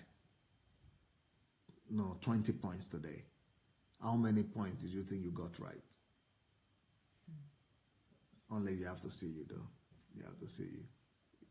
You are all tired, but it will be good for you people to discuss. What will you people say about this? I want all of you to answer. Can you all answer the question? If I'm giving you 20, I think I gave you about 20 points today. So from that 20 points that I gave to you, how many did you get right? Are you sure you were able to get right biblical Christianity a lot, or not so many? Who out of you will come? Why? Somebody here will be telling the story, their own story. I want you to also be writing your own situation. Our girls here are tired, but I want to push them out to come so that they will be able to help us open a discussion, because I want to know what they have practiced, so that we'll be. I know some of you will not be able to analyze immediately right now, but you'll be able to. We'll give you an example through our own example, and then you all will be able to go home and analyze yourself and go through each point again and analyze each point and make sure that yes, you are on track or you are off track. You'll be able to tell where you are off track and where you are on track, and and where you are missing it, and what are the things to correct. Please, girls, which one of you because most of us have been practicing paganism, pagan Christianity. Yeah. Yes. You look so fresh. I thought you were tired. I'm sorry. Well, your eyes look fresh. Thank you. Only louder. Yes. What I got from this is the relationship with God and not going to the presence of God. No, let's start with 20 marks, 20 points. Out of the 20 points that are either pagan or biblical Christian, what pass mark will you give yourself? I think I'm 20 pagan. 20, so 0. 0. You got 0 wrong, 0 right. Yes. So mainly your Christianity has been paganistic. Yes. That is crude truth. You are speaking raw truth to yourself. Yes. Okay, what are the confirmation about that? The confirmation is because my introduction of Christianity and God was that I can go to God for Him to give me the things that I need. That is wrong. That is paganistic. Yes. And that's how I have been going to God.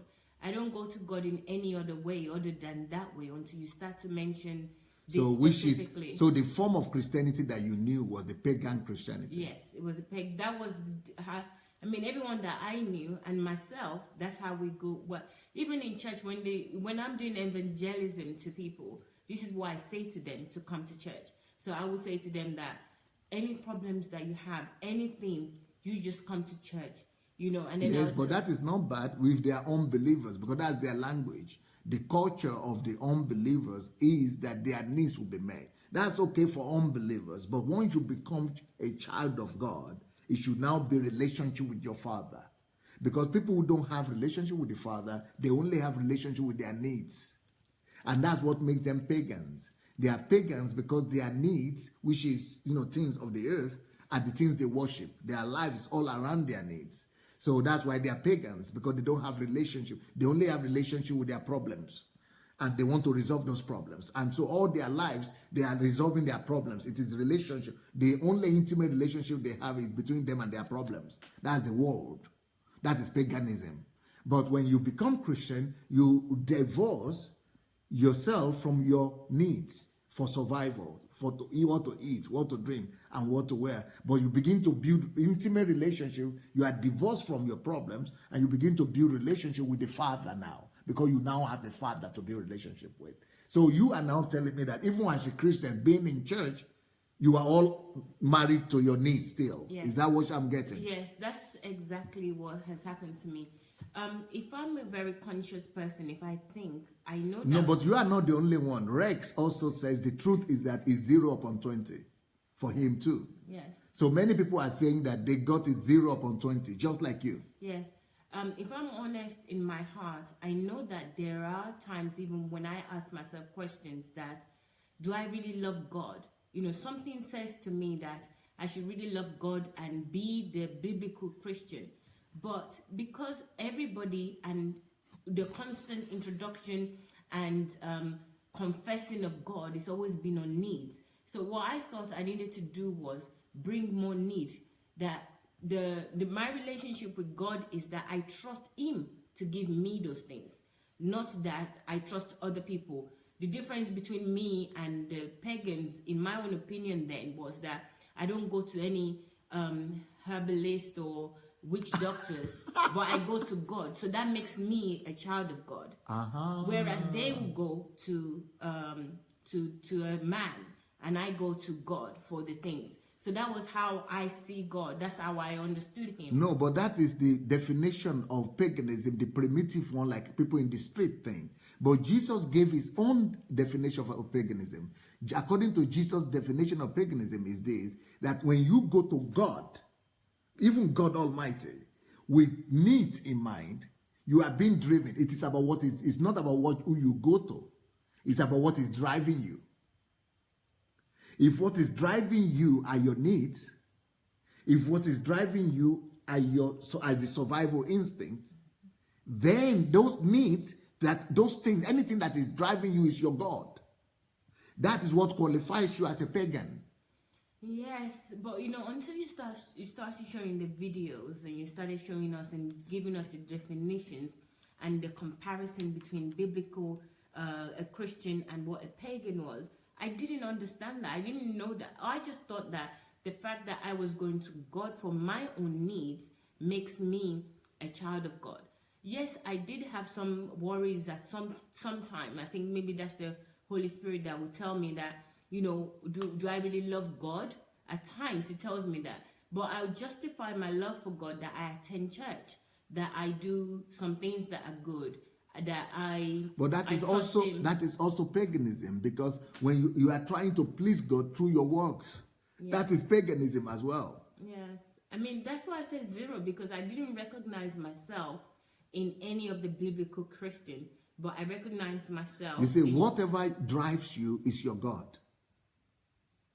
But so if you are being driven by your needs, those needs are your God. If you are being driven by your comfort, that is your God. If you are being driven by your desire to live a good life, you are the center of your life, that is your God. So anything you exalt most or you value most, anything that is number one in your life is your God. It's not where he's driving you to, but whatever you are following, to what you give yourself into obedience, to that you are a slave.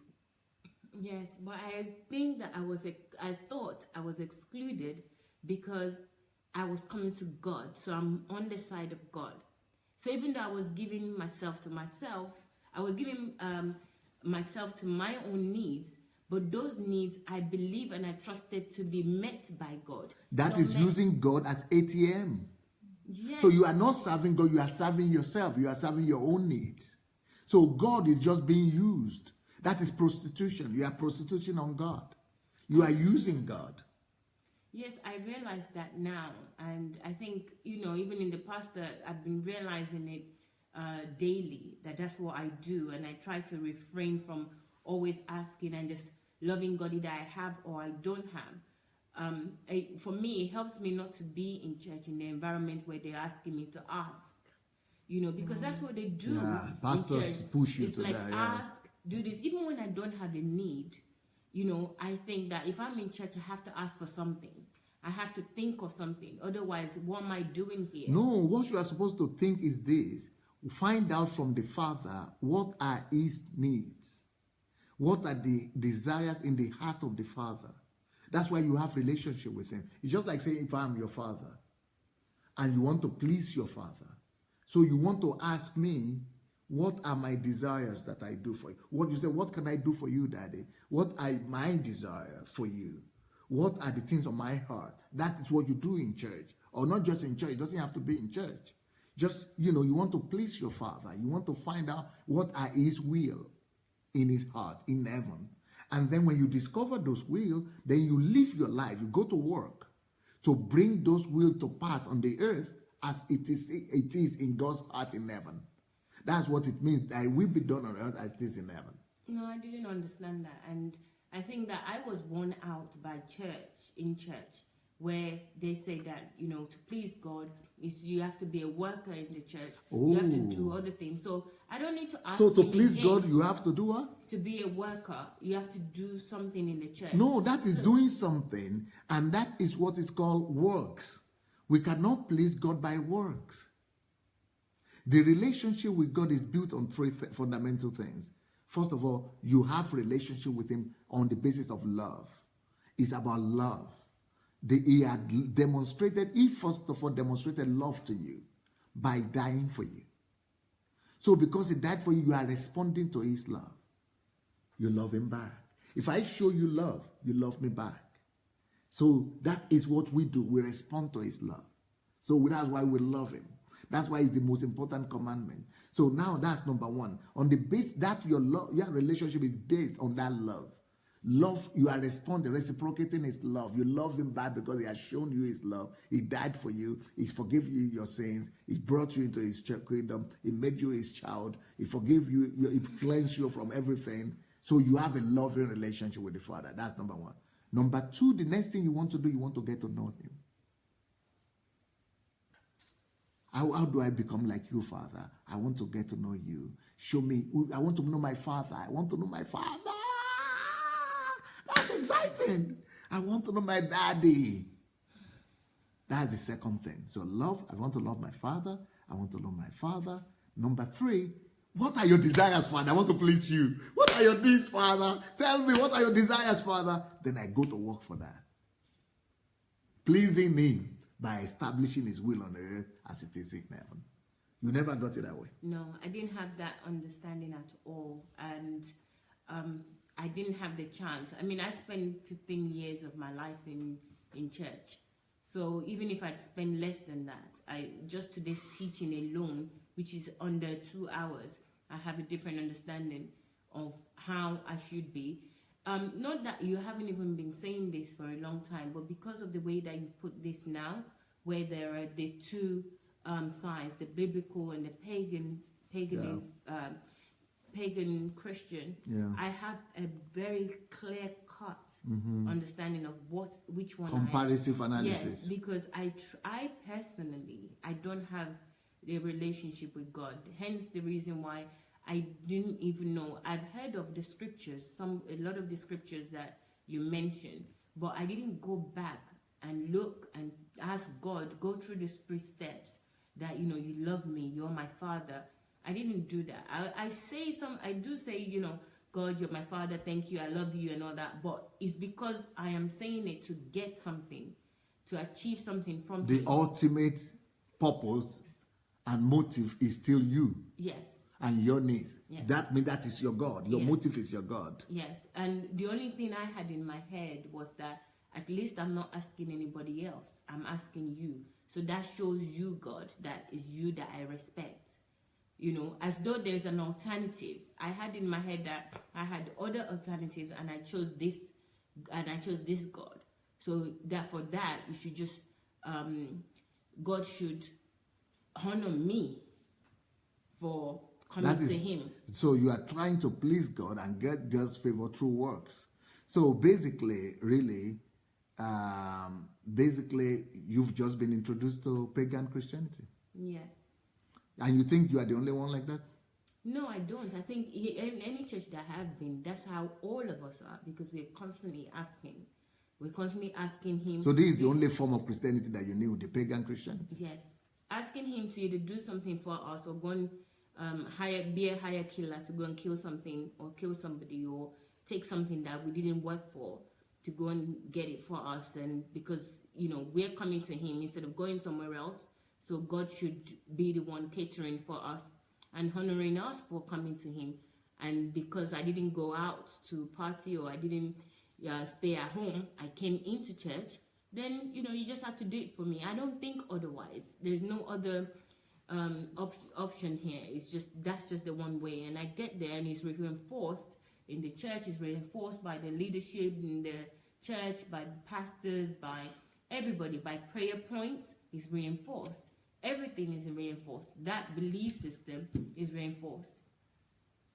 So I need to watch this again, and I need to make my own checklist and maybe even put it on the wall so that I know, because I believe through this all my life. I'm an adult now. I really think that it's going to be hard. It's either I don't even mention God and kind of like reset my buttons, because what I've been set is totally wrong from what you're saying.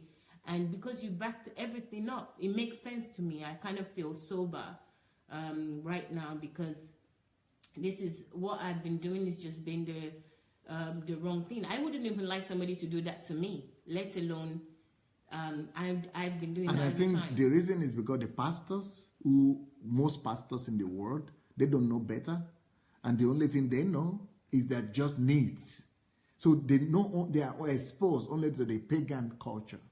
And the pagan culture is needs driven, or it is what do you call it? It is, survival driven. I think I need to write a book on this. I think you people should tell Kate, culture, the pagan culture versus the kingdom culture.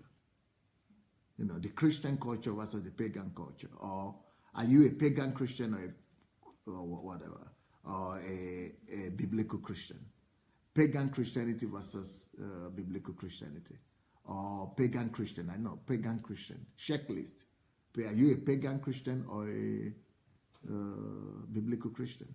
Let's check out with another person. What will you say? What will you say, Julie? Yes. So I have the problem that when I was introduced to God, He was rather introduced to me as someone who would take care of me. So but not in the relationship. No, that is still paganism, though. You know that now? Yeah. Because if it would take care of you, it's talking about your needs. Yes. So I would go to church knowing that there's someone who wants me to come because he wants to give me something. But you see, that is not the way God and in the Bible was preached. That is why Jesus and the disciples preached the Bible not as, come, your needs will be met. That is not the best way to preach the Bible. Yeah. The best way to preach to other people, even though that strategy could be used, but it's counterproductive because people get used to that and begin to look at God as if God must only meet their needs. So the best way to preach the gospel is the way Jesus preached it, the way John the Baptist preached it, the way the apostles preached it. That is to say that you are a sinner, you are heading to hell. You are supposed to regret for your sin. You are supposed to cry for your sin. You are supposed to repent of your sins. And if you don't repent of your sins, you are going to hell. But Jesus has died for you not to go to hell. So now repent of your sins and stop being the Lord of your life. Turn your life over to Jesus and become his slave and his servant and begin to live for him. That way is easier to teach people the right thing, that, okay, you build relationship with him and then you begin to go live under him, under his lordship. But this way, if you are taught that he is going to meet your needs, that means that you are still the Lord of your life. That means you are still the focus of your life. You are still the Lord of your life. So you are still the center of your life. Tell me about it. Yeah, so for me, I feel like I had 3 stages. So the first stage was that when I came to God, I had this introduction of him being someone who's going to supply my needs. That is like sugar daddy. That's like Father Christmas. Yes, exactly. And then afterwards, I was told that I have to let God do everything, in the sense that I felt he didn't need me. So I didn't know. He didn't need you? Yeah, to me, no. It was like, God is almighty, so what does he need me for? You see, that is because, again, pastors don't preach the gospel of the kingdom. They are not preaching the kingdom to you. They are not preaching the kingdom of God. So what does the kingdom of God mean? The kingdom of God means you used to be the Lord of your life. Now that your life has been exchanged with that of Christ, now you are no more the Lord of your life. Jesus is the Lord of your life. You have invited him to be the Lord of your life. Now you are his child and his slave. So now he is the Lord of your life. So you now need to find out from him what are his desires for your life. So you are supposed to love him, okay? He loves you already. You respond to his love. Loving relationship, that's relationship. In that relationship, as it's ongoing, you are also getting to know him. That's number 2. Getting to know the Father. Then number 3, apart from getting to know him, when you are getting to know him, you are also getting to know of his needs and his desires. Because he needs you here. That's why you are here. He's created you for his own need here. He created you to do something for him here. He needs you here to be representative. That's why you need to know the heart desire of your Father. That's why we talk about calling. So you will find out from him what he called you for, why he, created you in the first place, and what he desires for you to do for him. So that is all coming out of that relationship with him. Yeah, but that is not the way you understood it. No.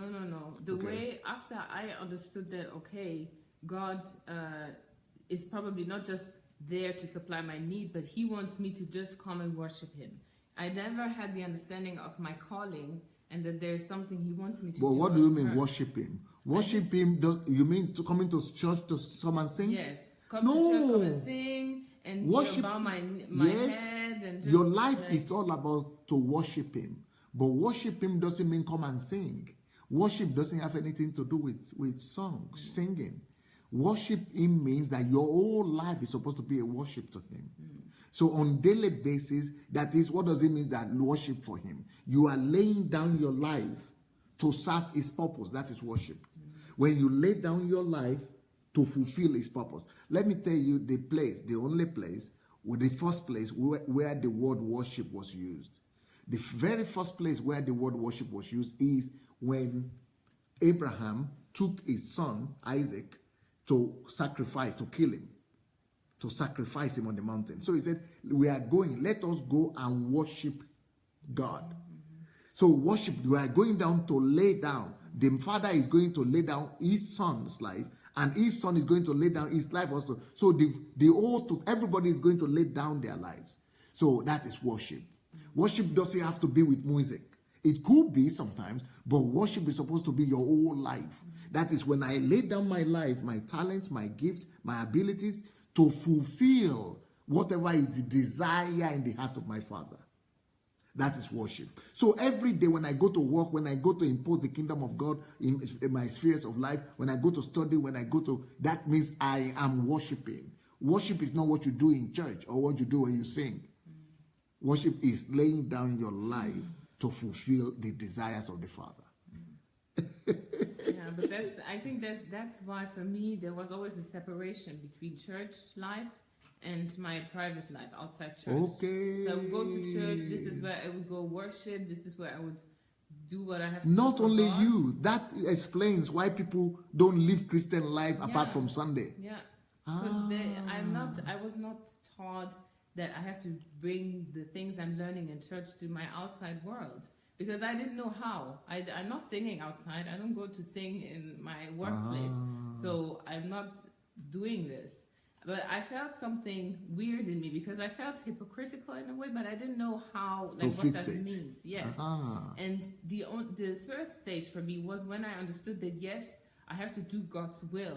But for me, God's will had nothing to do with my calling. I didn't know that I personally have to do God's will by fulfilling the reason why God brought me here. I didn't know this at all until I started listening to your messages. Because before I thought, okay, I have to live for God, but I just thought I have to be holy. I have to be doing good things and behaving like a Christian. You know, I shouldn't steal. I shouldn't lie. I should honor my parents. I should pay my tithes. I should do all these good things. But those are works. You cannot use works to please God. Yeah, I didn't see them as works. For me, they were. I would even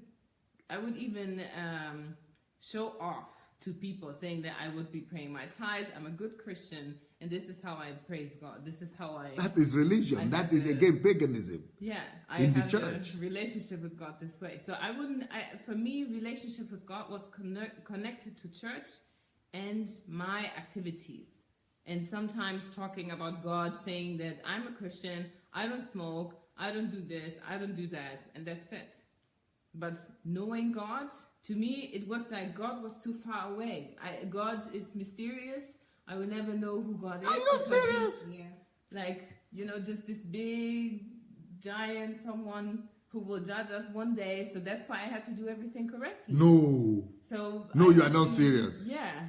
So I wouldn't think about, I was even told that everything is vanity in the earth. So I just have to be sure to be holy and to not get too much in touch with what is on earth, what is going on around here.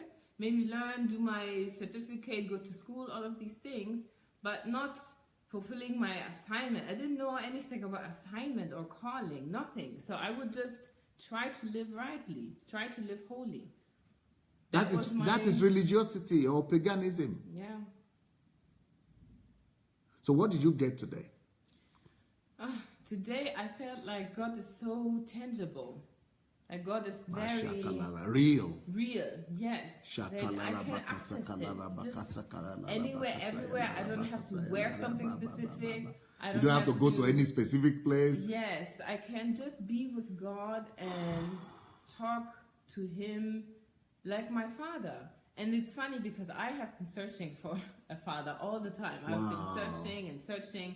And I never found. But you have him. Yes. And near you. Exactly. The closest way ever possible. So for me, this is like, I just felt like I'm being hugged And I just wanted to hug God back. I just wanted to... That is what it means to build relationship with God. Yeah. Because he has loved you and you are hugging him back. Yes. That is relationship. That is exactly what Christianity is supposed to be about. So it's not about singing in church. It's not about singing. It's not about going to church. It's not about pastor. It's not about church. It's not about any of those at all. It's about you and him. And if you need to read the Bible, just to get to know him more, to fellowship with him better. And I started realizing that when you were saying, once you do that, you will get resolutions to your ideas, you will get responses to your questions. And since I started listening to your prayer series, this is where I realized, wow, I don't actually, I literally don't have to worry. Tell them, they all need to go. Tell them about that. Tell them your experience about the prayer series and tell them to go find it. My experience with the prayer series, it really made me understand who God is. I understand so much better who God is and how he sees me and what he actually wants from me.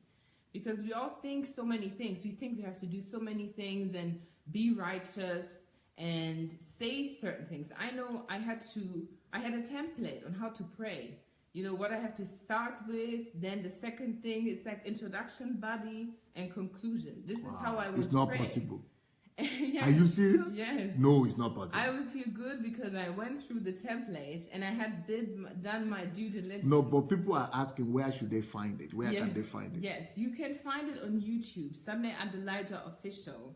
And it's number 7 prayer series. To me, this is my most favorite. That's my channel. That is my channel. Yes. Sunday Adelaja Official on YouTube. Yeah. Yes. You go to the home page, and then you go through the series. You look at the series. This is series number 7. Yes. But I think it is also on the what do you call it? Cloud, whatever. SoundCloud. Yeah. No, if it's not there, it will be there. Yeah. Yes, it will be after. Name all the areas where they can find it. SoundCloud. Telegram. Yes. You will upload this there as well. YouTube. Yes. And you can also check. I'm not sure if they're still on Facebook. On my blog, they're also on your blog. Yes, on SundayAdelajablog.com. But most importantly, YouTube. Sunday Adelaja Official, and we will upload them on SoundCloud and Telegram. But you have to download the app, Telegram app. It's free and it's awesome. You will get everything in that channel. So please join the channel. So what happened to that? To that series, prayer series to you? So this prayer series really helped me. Like I said, it helped me to understand who God is. And it makes. Do we have the Telegram details? They're asking for it. Please put it there. And we have the. I felt like. I felt elevated. You know, I felt elevated into God's environment. Yes, into God's environment, into His presence.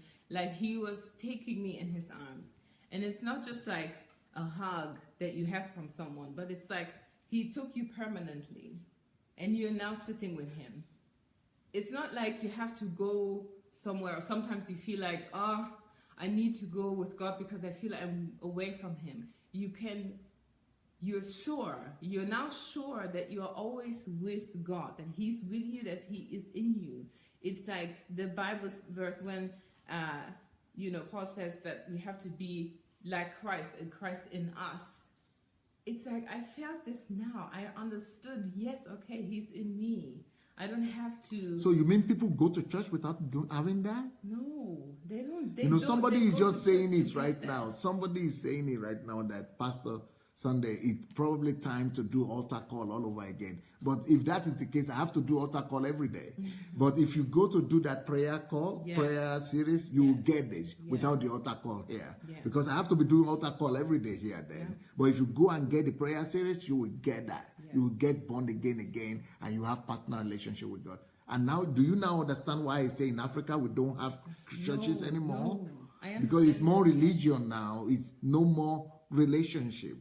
It is like you understand the mind of God. You start becoming compassionate towards people. It's like you're starting to see... To be like God. To be like God. The character of God comes. Yeah. You have so much compassion, so much understanding for people, for yourself. You stop condemning yourself. you look at God, like he's your friend, like he's your best friend. You can be open. You love your time alone. Actually, I started loving my time alone because I know many people don't like to be alone. They don't like to be by themselves. They don't know what to do, what to say, and all of these things.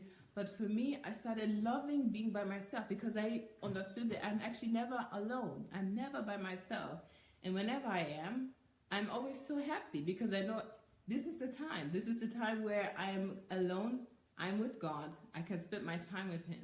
So for me, this is the most precious time. Whenever I'm by myself, I'm always with God. And this gives me so much comfort.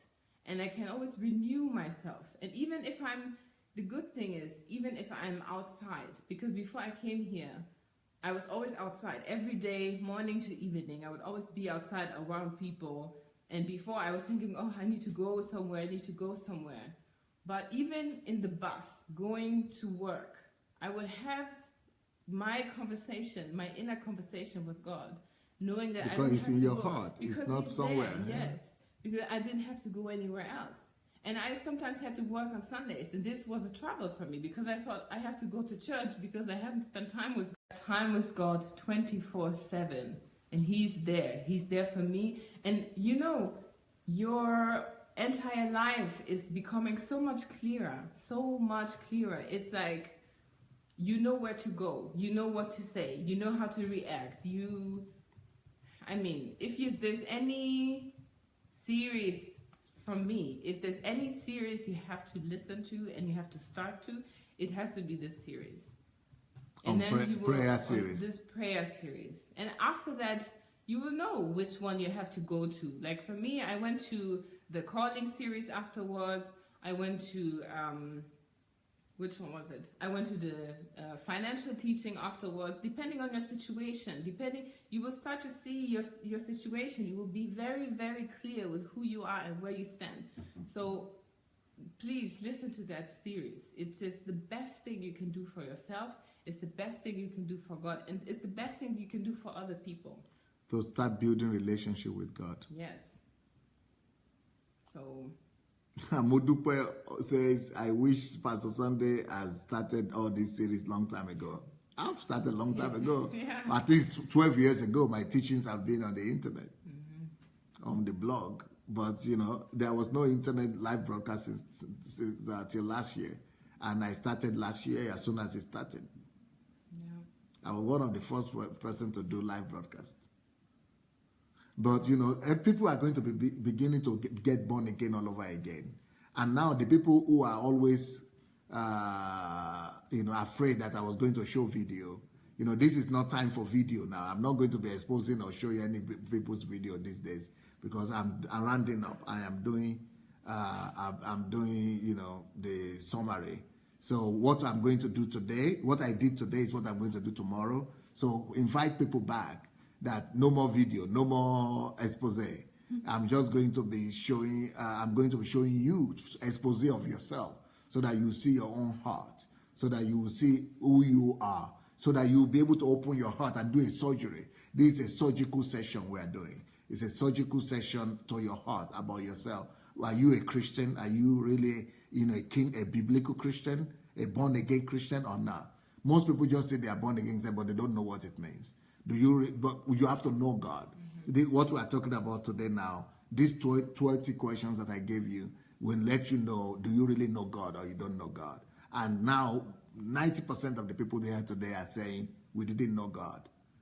Most of them are saying 0 upon 20.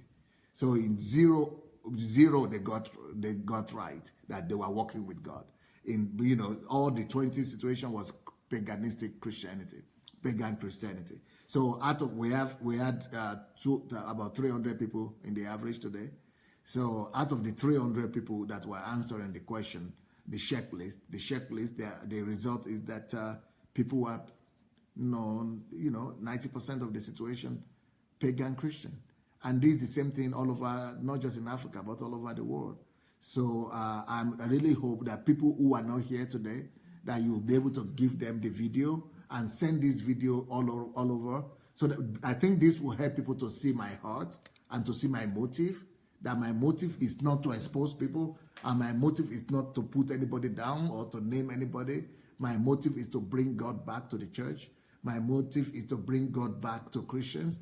And my motive is to get rid of paganism from the churches and to help the pastors to know that what they have been practicing has been paganistic, and they might not know it. But I needed to show them who is practicing it, and I needed to show them themselves where they are practicing paganism and what they have been doing wrong. If I don't show them, sometimes even if I say it, you will not believe it that your pastor is doing it until I show the pictures, until I show the video, and you could hear and see for yourself. Then you know that yes, these people have been practicing paganism. And now that we have, that's why I'm saying yesterday that I finished the teaching part, and today I started the conclusion part, which is the checklist. So today, tomorrow, Saturday, and Sunday is going to be the checklist, a practical aspect for everybody to come and have the checklist upon themselves. Am I really Christian, or am I a pagan Christian? Am I a biblical Christian or a pagan Christian? And I think today we really were helped.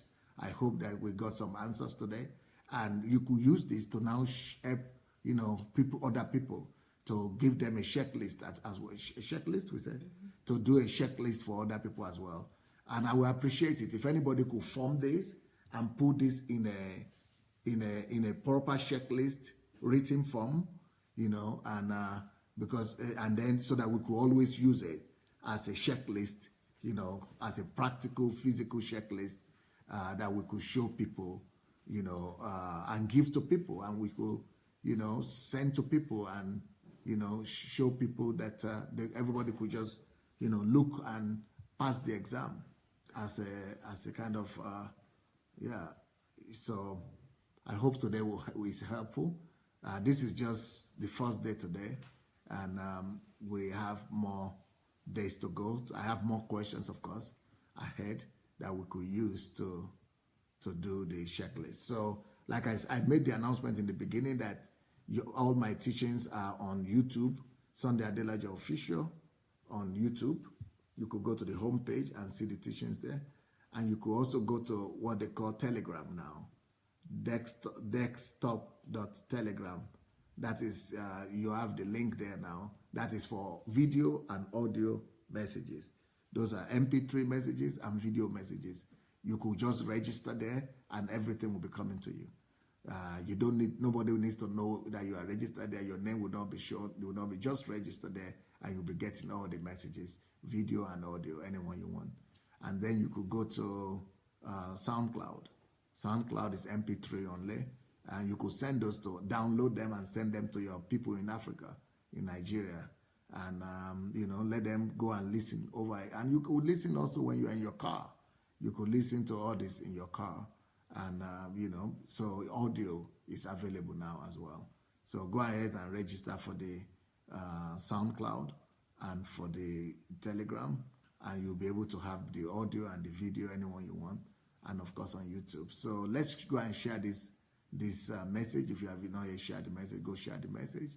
And if you want to come for HMT in Ukraine, that's going to be in November.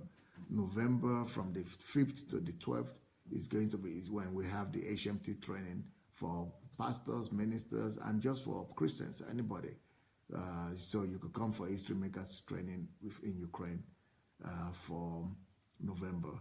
So from the 5th to the 12th. And we'll be happy to see you here in Ukraine. So, we'll be back tomorrow. We'll check, invite your people and let everybody come and get their own checklist and find out where they are in their Christian walk. Thank you so very much, and have a wonderful, wonderful evening. Blessings. Bye.